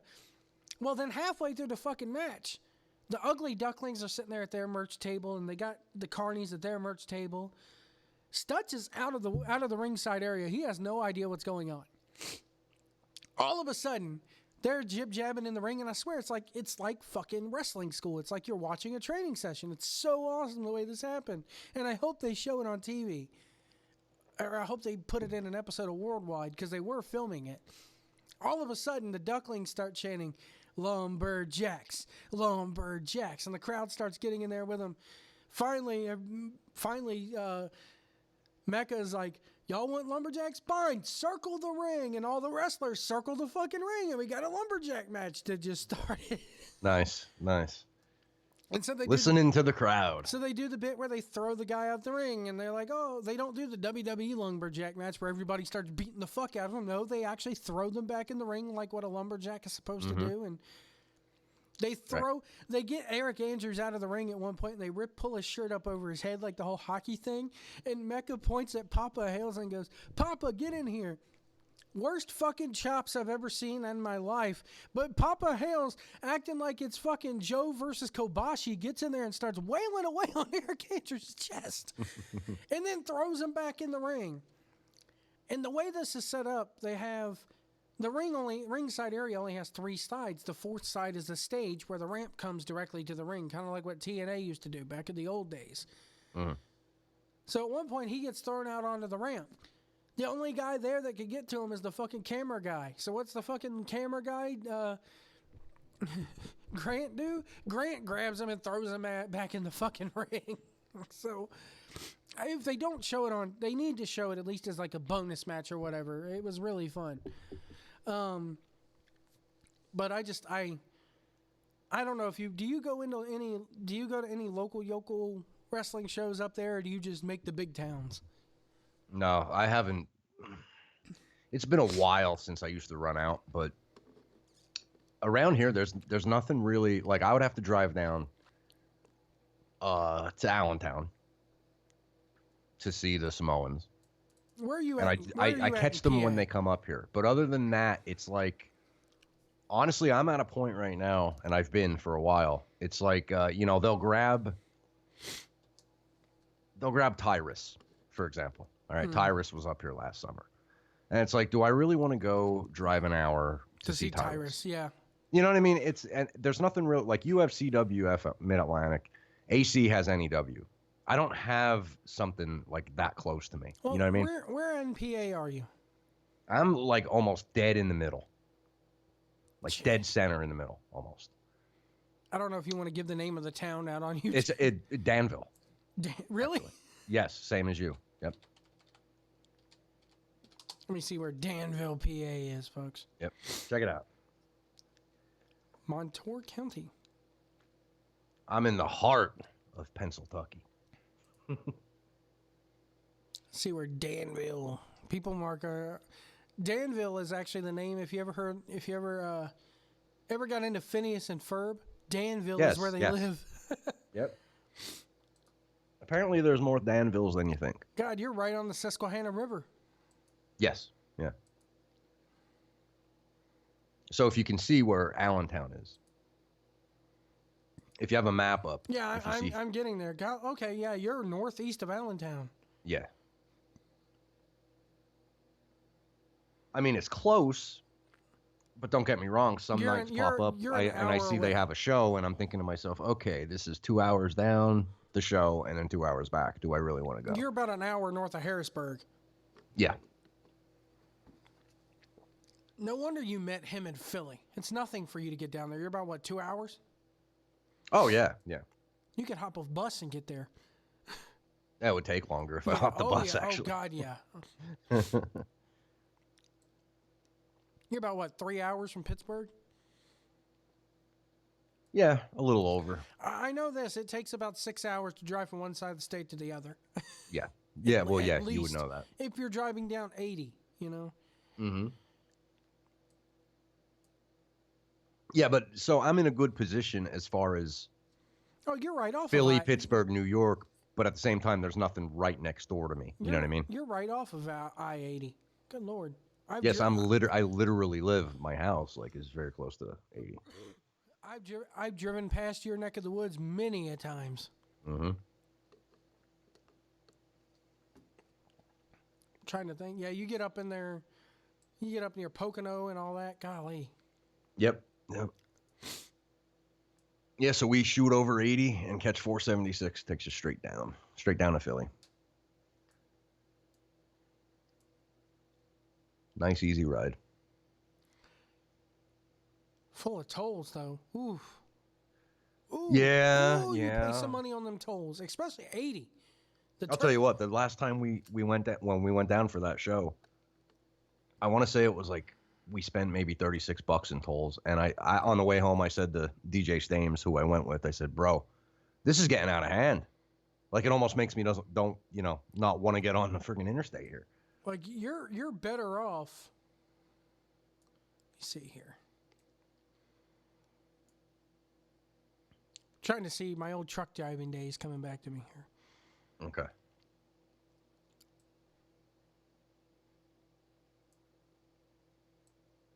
I'm gonna say you're probably better off taking 42. Cutting over down to 60, cutting down to 61 and going through the backwards, but that takes like forever, man. That's the problem with you it. go Yep. through every small town and every stoplight. Yep, that's the problem. So it's for the price you pay in tolls, you could buy another ticket. Yeah, that's the truth. My ticket and my meal. Of course, we had to get a steak while we were down in Philly. Where'd you go?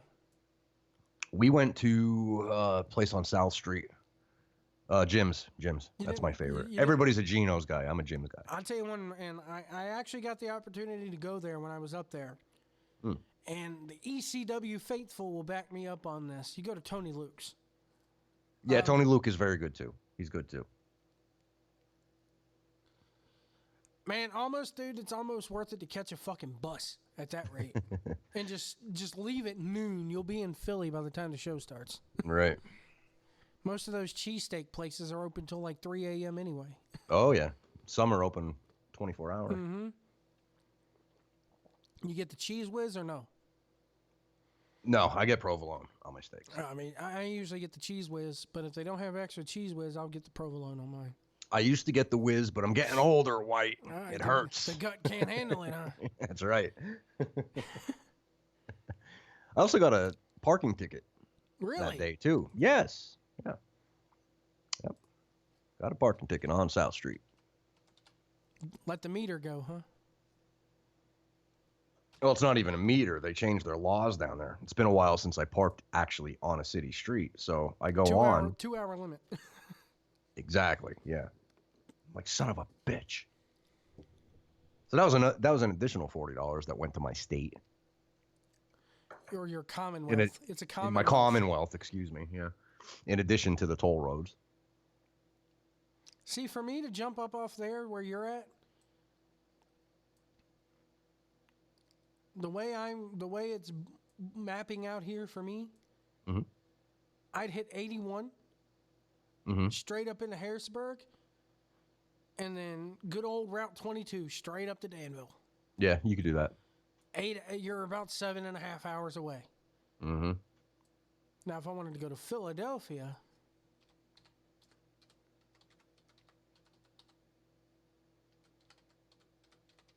oh man, this cold is kicking my ass. I hear it, White. You're going to be out of commission tomorrow, I think. Oh man, I've been out of commission ever since Thursday.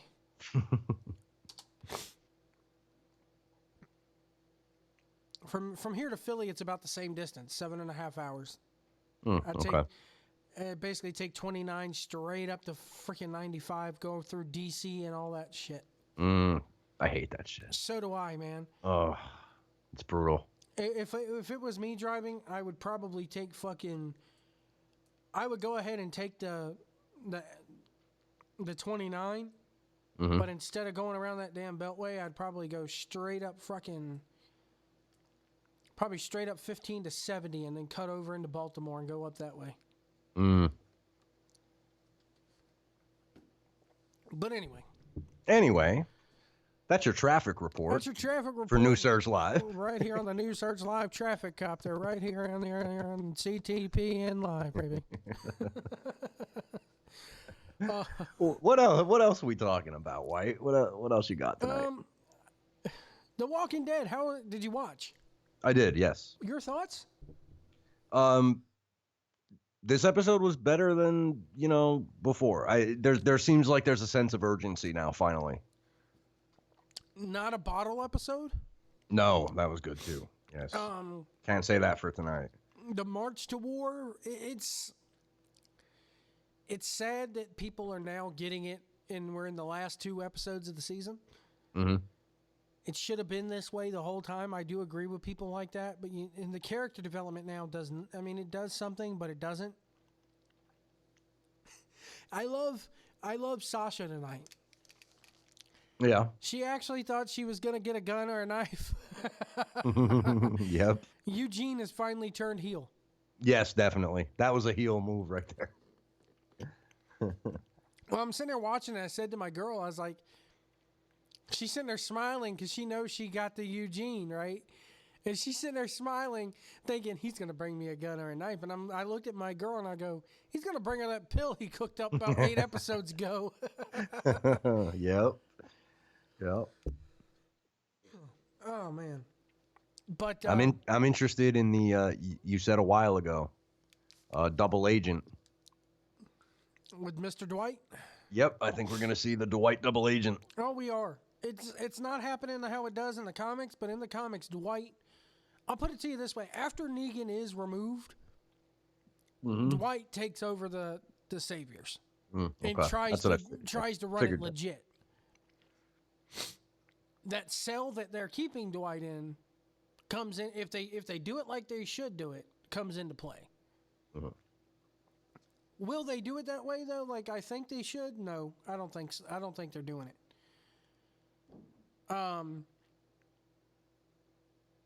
The deal with Daryl going after Dwight was really good, and him saying "get on your knees," and that's how the good ending. Yeah, yeah. So next weekend, like I even have to ask, are you going to be watching that or Mania? No, I'll be watching Walking Dead. I'm thinking if I have company come up, it'll be Mania because my friend Robert, I haven't seen Robert since probably Money in the Bank last year.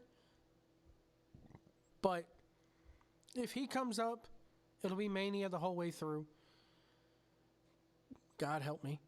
Yeah, if it's a group atmosphere, yeah, I could see that. But I mean, there's nothing on there that I need to see. There's just not. There's nothing. But if he, I don't care. I don't care either way what happens on that stupid fictional wrestling card. There's nothing there, White. There's really not. There is nothing, and I said it. I said it the other day. I'm not in a WrestleMania mood this year. Yeah, yeah. I don't have the fever like I've had in past years, man. 30, when 30 was there, I had it. I was like, fuck yeah, this is going to be Daniel Bryan's year. I was into it. Last 3 years since they've been doing the Roman Reigns train, no. Which was Taker Brock when Taker lost? 30. Was that 30? That was 30. Okay, that was the last one for me too. That I actually got hyped for it, and then nothing. So, I mean, your top 2 matches.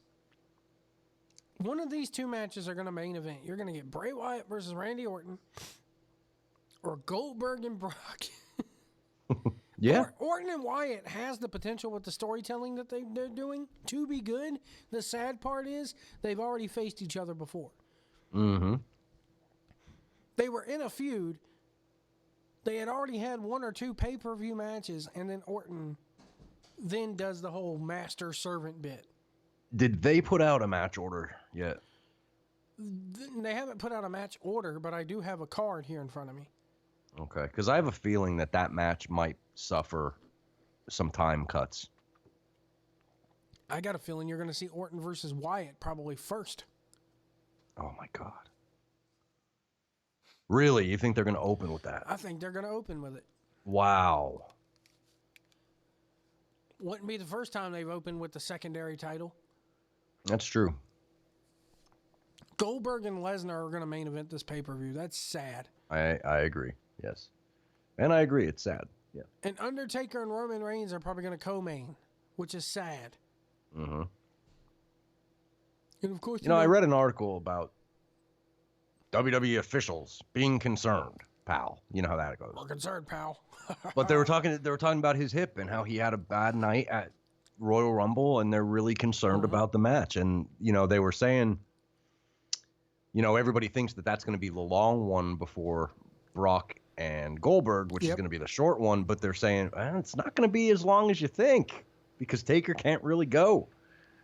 I will say a lot of the dirt sheets, the Mike Johnsons, Dave Meltzers. Mm-hmm. This is the first time where they've pretty much been in consensus where they did that bit Monday night and Taker just looked old.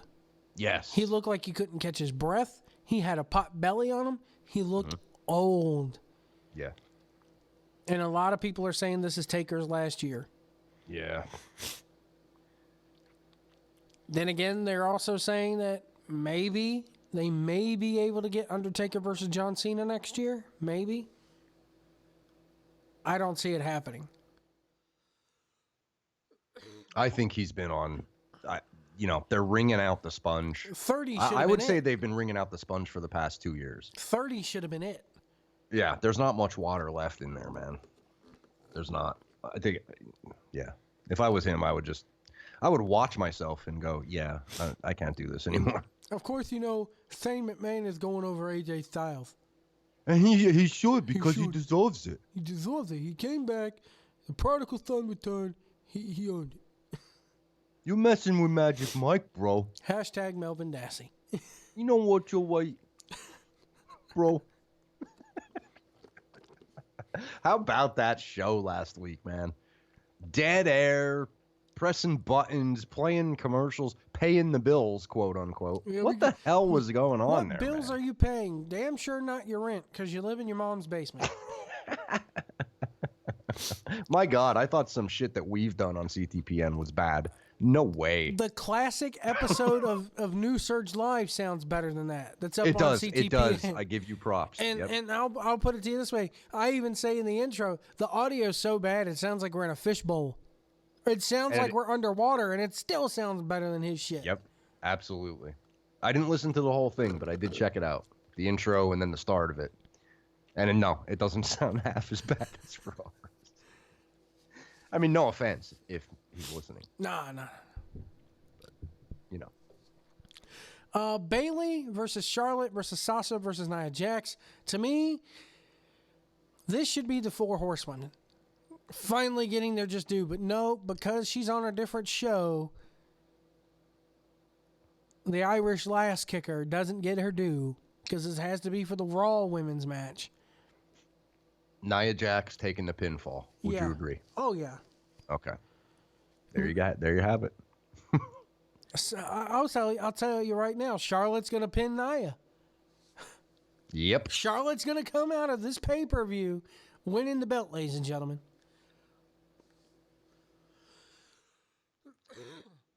Yep, her. The match that may save the show is Chris Jericho versus Kevin Owens. That may save it. It may. Actually, I don't think there is a match that's going to save it. I honestly think Jericho and Owens may save the show here. I don't think so.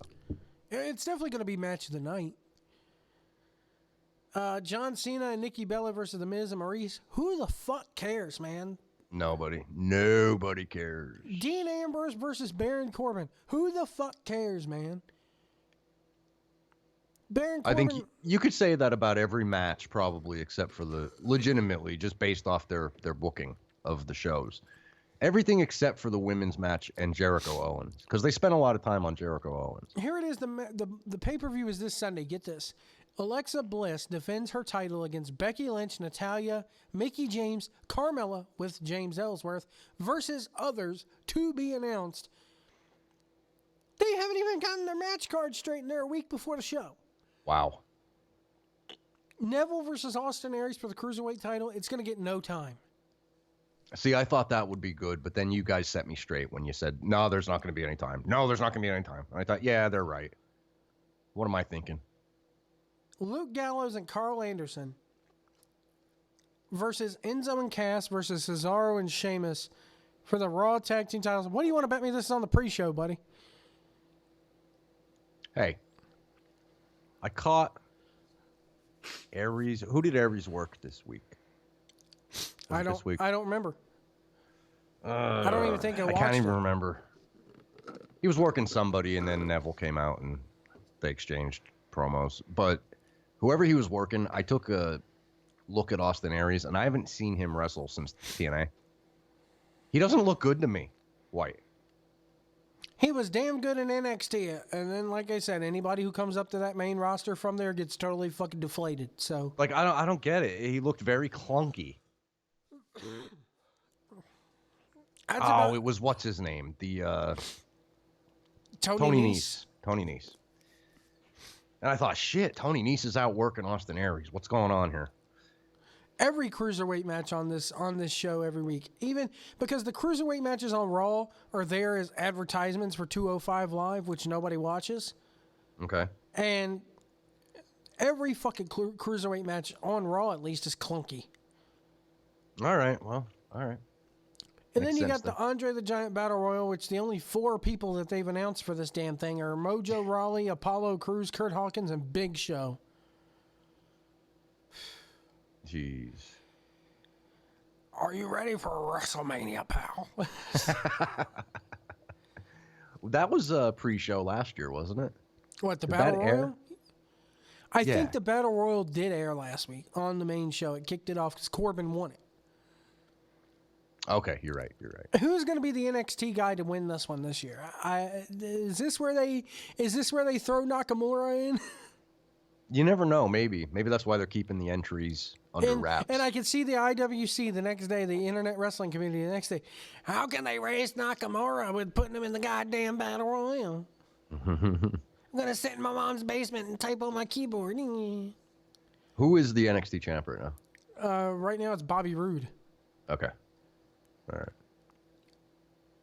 Maybe we will see Nakamura. The card for that show, 4 matches.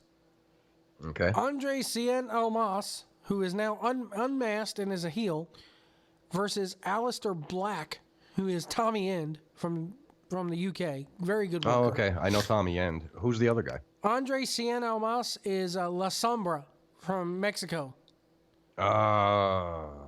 He's going up against them in a singles match. You got the Authors of Pain with Paul Ellering versus DIY, which is Gargano and Ciampa, versus the Revival, who should be up on the main roster, but I kind of see why they're not. 2 former CWF guys, actually. Okay. The Revival should have been up on that main roster when they did the draft. But I'm kind of glad they're not, because they would be ruined up there. I mean, it's your classic Tully and Arn Brainbusters team, you know? Okay, yeah.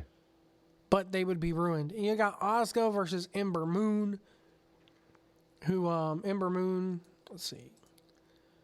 You would know Ember Moon as Athena on the indie scene. Okay, yep.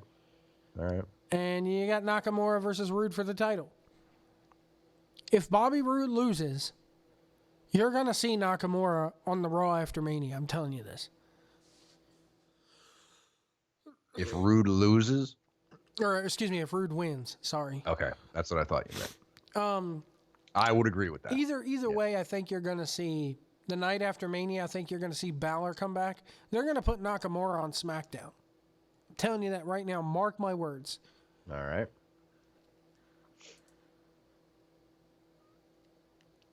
And then what's the logic there? Any? Or for what? For putting Nakamura on SmackDown. Goddamn, pal. He's Asian. He's a short little Asian who bobs around like Michael Jackson, you know. Okay. Can't get that over, pal. I thought maybe you had a legit reason. A legit reason too is that he to me, I mean, and a lot of people are going to say otherwise, but when it comes to the WWE and that WWE-esque crowd, Think of how many people, when Balor debuted last year, didn't throw their hands up on the entrance. Mm-hmm. Yep. Sorry. That showed you how many people were watching NXT. Right. And God knows WWE people don't watch New Japan. Nope. So you get a guy out there, a little short Asian guy out there, which Nakamura's not short, but Yeah, I wouldn't call him short, but you get a little Asian guy out there jiggling his hands around and bobbing his head to music and shit. They're not going to know who the fuck he is. no. Nor will they care. Especially the older fans in the crowd, they're going to be like, what the hell is this? I didn't bring my kid to see this dude. Come on, bobbing around and jiggling his dick all over the place. Come on.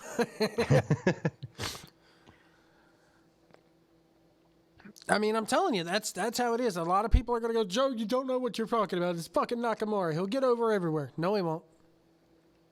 No, I said that from the beginning. He's not going to get over. He's not going to get over on that main crowd. Nope. The same way I think Finn Balor, once he keeps going, if they give him the title right offhand, he's not going to be over with the main crowd. Right. There's talk of putting him under a mask, for God's sakes. Mm-hmm.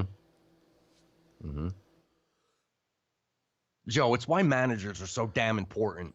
Yeah. How did they forget? My God. Just put Nakamura with Heyman. It'll take care of itself. Managers do have their place in 2017. They do. We don't see enough. Are there any managers in CWF? Yeah. The coach. Coach Gemini. He does him, and he's a sports guy. He's the coach. Coach Gemini. He comes out there wearing like all Cubs gear or all Cincinnati Reds gear, and he wears the short shorts, and he's got the, when something goes wrong in the ring or whatever, he throws a yellow flag, and his gimmick is he blows a fucking whistle. God damn, I wish somebody would smash the fuck out of a whistle, is what you say. I mean, he's over. He's over like Rover, man. All right. But it's Coach Gemini, and he does Coach's Corner as his interview segment where they have a scoreboard. See, and that's what I'm talking about, White. It's what we need. More of that. And the ring announcer, his personal ring announcer who ring announces the All Stars is Jerry Carey. Jerry Carey. Jerry Carey.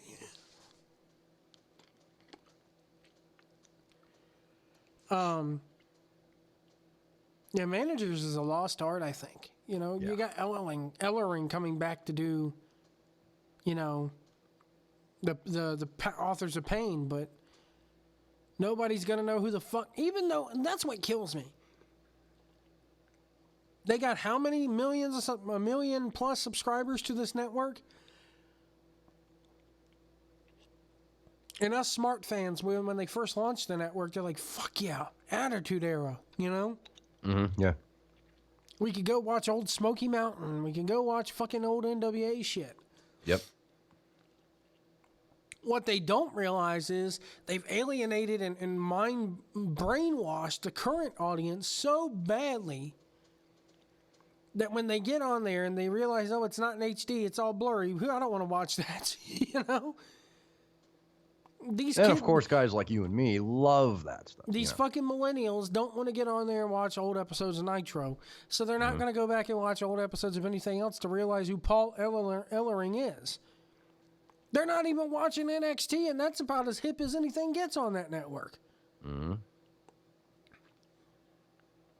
Yeah, that's the first thing I did when the network came out. I went and watched the NWA pay-per-views, and I started at one. The Starcades, all of it. Yeah.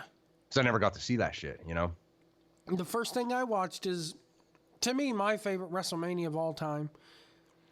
And it holds a special place in my heart because I remember going to, I'm showing my age here, I remember going to Suncoast Video in the mall.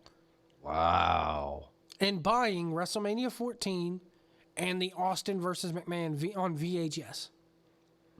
Okay. So everybody thinks WrestleMania 14 was a stinker. You had the Austin versus Shawn main event, and yes, the main event wasn't that good.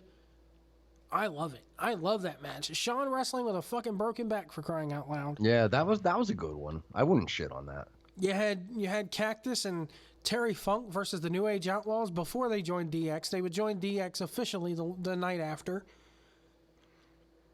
In a fucking dumpster match? Come on. Mm-hmm. You had The Rock versus Ken Shamrock for the Intercontinental title, and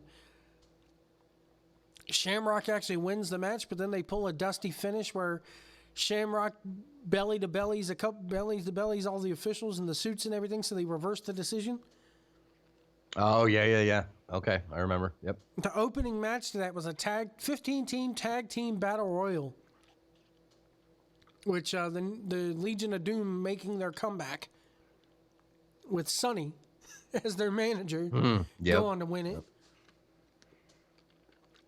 And then the opening match after the Battle Royal was Taka Michinoku versus Aguila, who was S.A. Rio. Later on, the S.A. Rios. I loved Aguila. Yes. I loved him. And I think, that was the first WrestleMania that Jim Ross and Jerry Lawler called by themselves. Really? Yep. Because Vince's last WrestleMania that he called was 13. And everything was, what a maneuver. Right. God damn, pal, they don't care what the moves' names are. Good stuff. Anyway. I think we're going to wrap it up. Unless there's anything else on The Walking Dead or anything like that you want to touch on. No, I'm actually more excited after I saw the trailer for next week. I'm pumped now. I'm ready. Let's do this. That's all. I like how I think the damage has already been done, though. As far as the audience? The audience, yeah. Yeah. I think it could be done. I'll tell you this. I don't know if the next episode, as the finale, is going to be billed to the start of the war, and then it's another cliffhanger that you have to wait until they come back to actually see the start of the war. Well, if they do another, people are going to go nuts. If they do another cliffhanger, that's it. People are going to fucking tune out in droves. Yep. And they're not coming back. Yep. But I do think they're going to be stopped again by Negan, because Negan's got Sasha. Yes. There's a bit in in the comics when they first do the thing for war, when they show up in this, they're doing it in reverse. In the comics, they go to them. The saviors don't go to the Alexandria. Alexandria shows up there. Okay. And they do a bit where they have a hood over. They have one of the Alexandria's people, or it's either one of the kingdoms or one of the Alexandrians or one of the groups' people, because all of them are there. And they say, hey, we'll give you this person back if you just go the fuck away or whatever. And when they take the hood off the person, they let the person get real close, and then they jerk the hood off and push it towards them, and it reveals that person is actually a walker. Ah. I think that's what they're going to do with Sasha next week.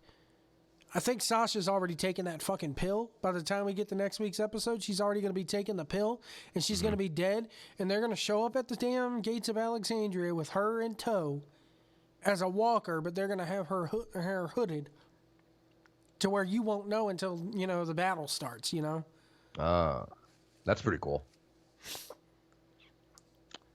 We'll see, though. We'll see. Because I could see that happening and people just jumping off, swearing it off. Yeah, I mean, it's either that or everybody's going to do their guns down. We're gonna fucking forego the battle just to save Sasha's ass, when, to me, Sasha should have been killed 2 seasons ago anyway. I never did like her character.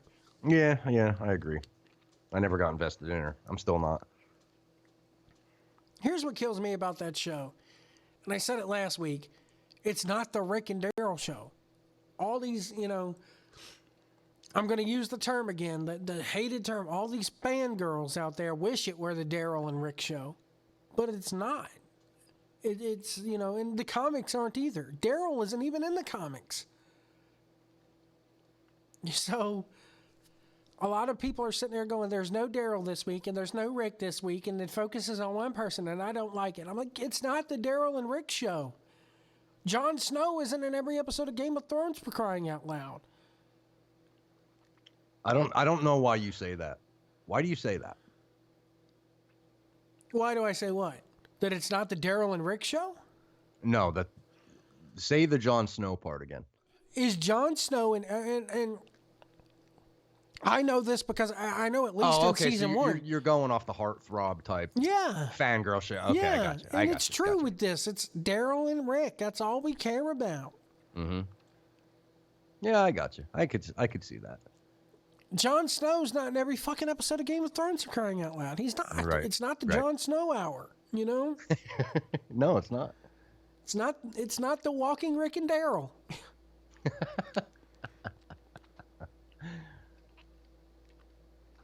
Get into some fucking heaven forbid these people should watch wrestling where there's no character development.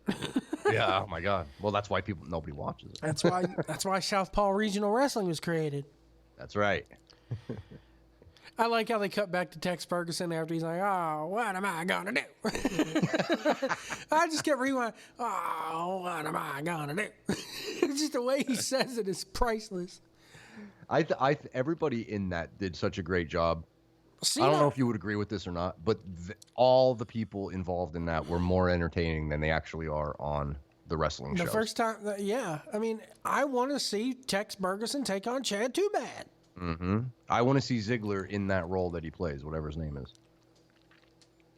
It's a great role for him. Ziggler's in this? I didn't even pick him out. He's the manager, isn't he? The sea monster. Oh, he's the sea Oh, the banker is Tyler Breeze. Or Tyler Breeze, that's what I meant. Same guy. I want to see Tyler Breeze be that guy. Let him just do that. That'd be funny. I'm excited to check out the Battle Royal and see La Papa Grande. Lucha. I was like, all right, they're taking a stab at the Lucha Underground marks with this one. Yep. And all he does is run up and down the hallway. And then they're like, very hairy. I thought it was fantastic. And then I my girlfriend, like I said, she's all Christian. So I show her the part where they're like, it's a devil creature. And he's like, oh, Lord.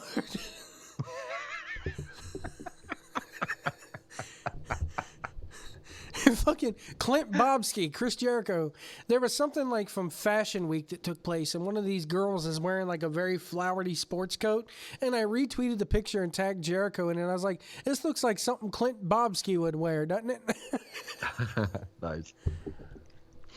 And Clint Bobsky has to chime in, it's a devil creature. Oh, Lord. Oh, Lord is awesome.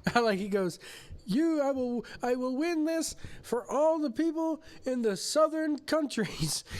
They start chanting USA. He goes, the banker is from USA also. I don't get it, but okay. Yep. I mean, to me, instead of the Andre the Giant Battle Royal, can't we have the Southpaw Regional Wrestling Battle Royal at Mania? Now that's an idea. I want to see John Johnson. That's an idea. Who left the title in the locker room? Kind of a cardinal sin. But here you go. Here's your belt. Yep. That's a hell of an idea. And one of the few times, unless you go buy that damn movie, one of the few times you actually hear Lana in her true American accent. Yeah. She's like, people are worried about if we're going to get our house back, but they need to be more worried about is that I'm crazy.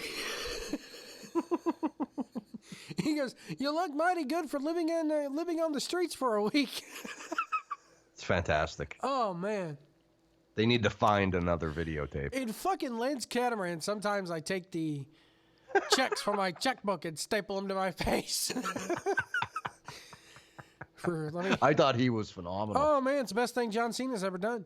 Yes, he was great. For 6 weeks, I was a desk anchor at my local station in Utica, New York. 6 weeks, 36 days. That's great. Did you order your T-shirt yet? No, I'm low on funds right now, but I'm going to. Okay. I'm going to show up at CWF wearing it, no less. What do you want to bet me? Half the people in that crowd who have probably never seen Southpaw Regional Wrestling are going to come up to me and go, what federation is that? It's good stuff. I showed my girlfriend the very first episode, sat there and made her watch it, and the first words out of her mouth was, that's retarded. I'm like, that's the point, babe. She don't get it. She don't get it. She's a mark. Mark. Fucking Mark. I don't get Southpaw Regional Wrestling. What kind of redneck thing is that? I'm not a Mark, Joe. Not You're a Mark. Mark. Oh, man. We're all Marks. No, you're Mark. No, you're the Mark. You think you're in the business. Just because you... I never said I was in the business. Just because you rent out the suite at CWF, you think you're in the business. I was in the business, bro. I was in the business, bro. I cut a promo. Fuck. Oh, man, on that note. All right, on that note. We're going to get out of here, folks. Thanks for having me on. Not a problem, man. It's been a while since me and you have just done something. Yes, true. But y'all got to come down here for... Come down for the 80s night. That could be fun. Really. It should be. Yeah. We'll dress up as a... Here's what we could do. We could dress up as Southpaw Regional guys. That could be fun. You and AC, you two could dress up as Chad Too Bad and Tex Ferguson. I like it. And I could dress up as like Cheddarfield and be there with the drink in my hand, you know. Oh man, I like when oh, fuck. I like when they first bring out the Christian Joy and Big Bartholomew. The only words out of Cheddarfield's mouth is like, very clean lady. Yes, awesome. He played the Ron Burgundy role like so good. Yep. Anyway, folks, thank you guys so much for listening tonight and watching. Check us out, ctpnnow.com. Also, follow us on Twitter at CoolTruthNet. You can follow this show on Twitter at NewSearchLive. Email the show at newsearchlive@yahoo.com. And we'll see you down the road.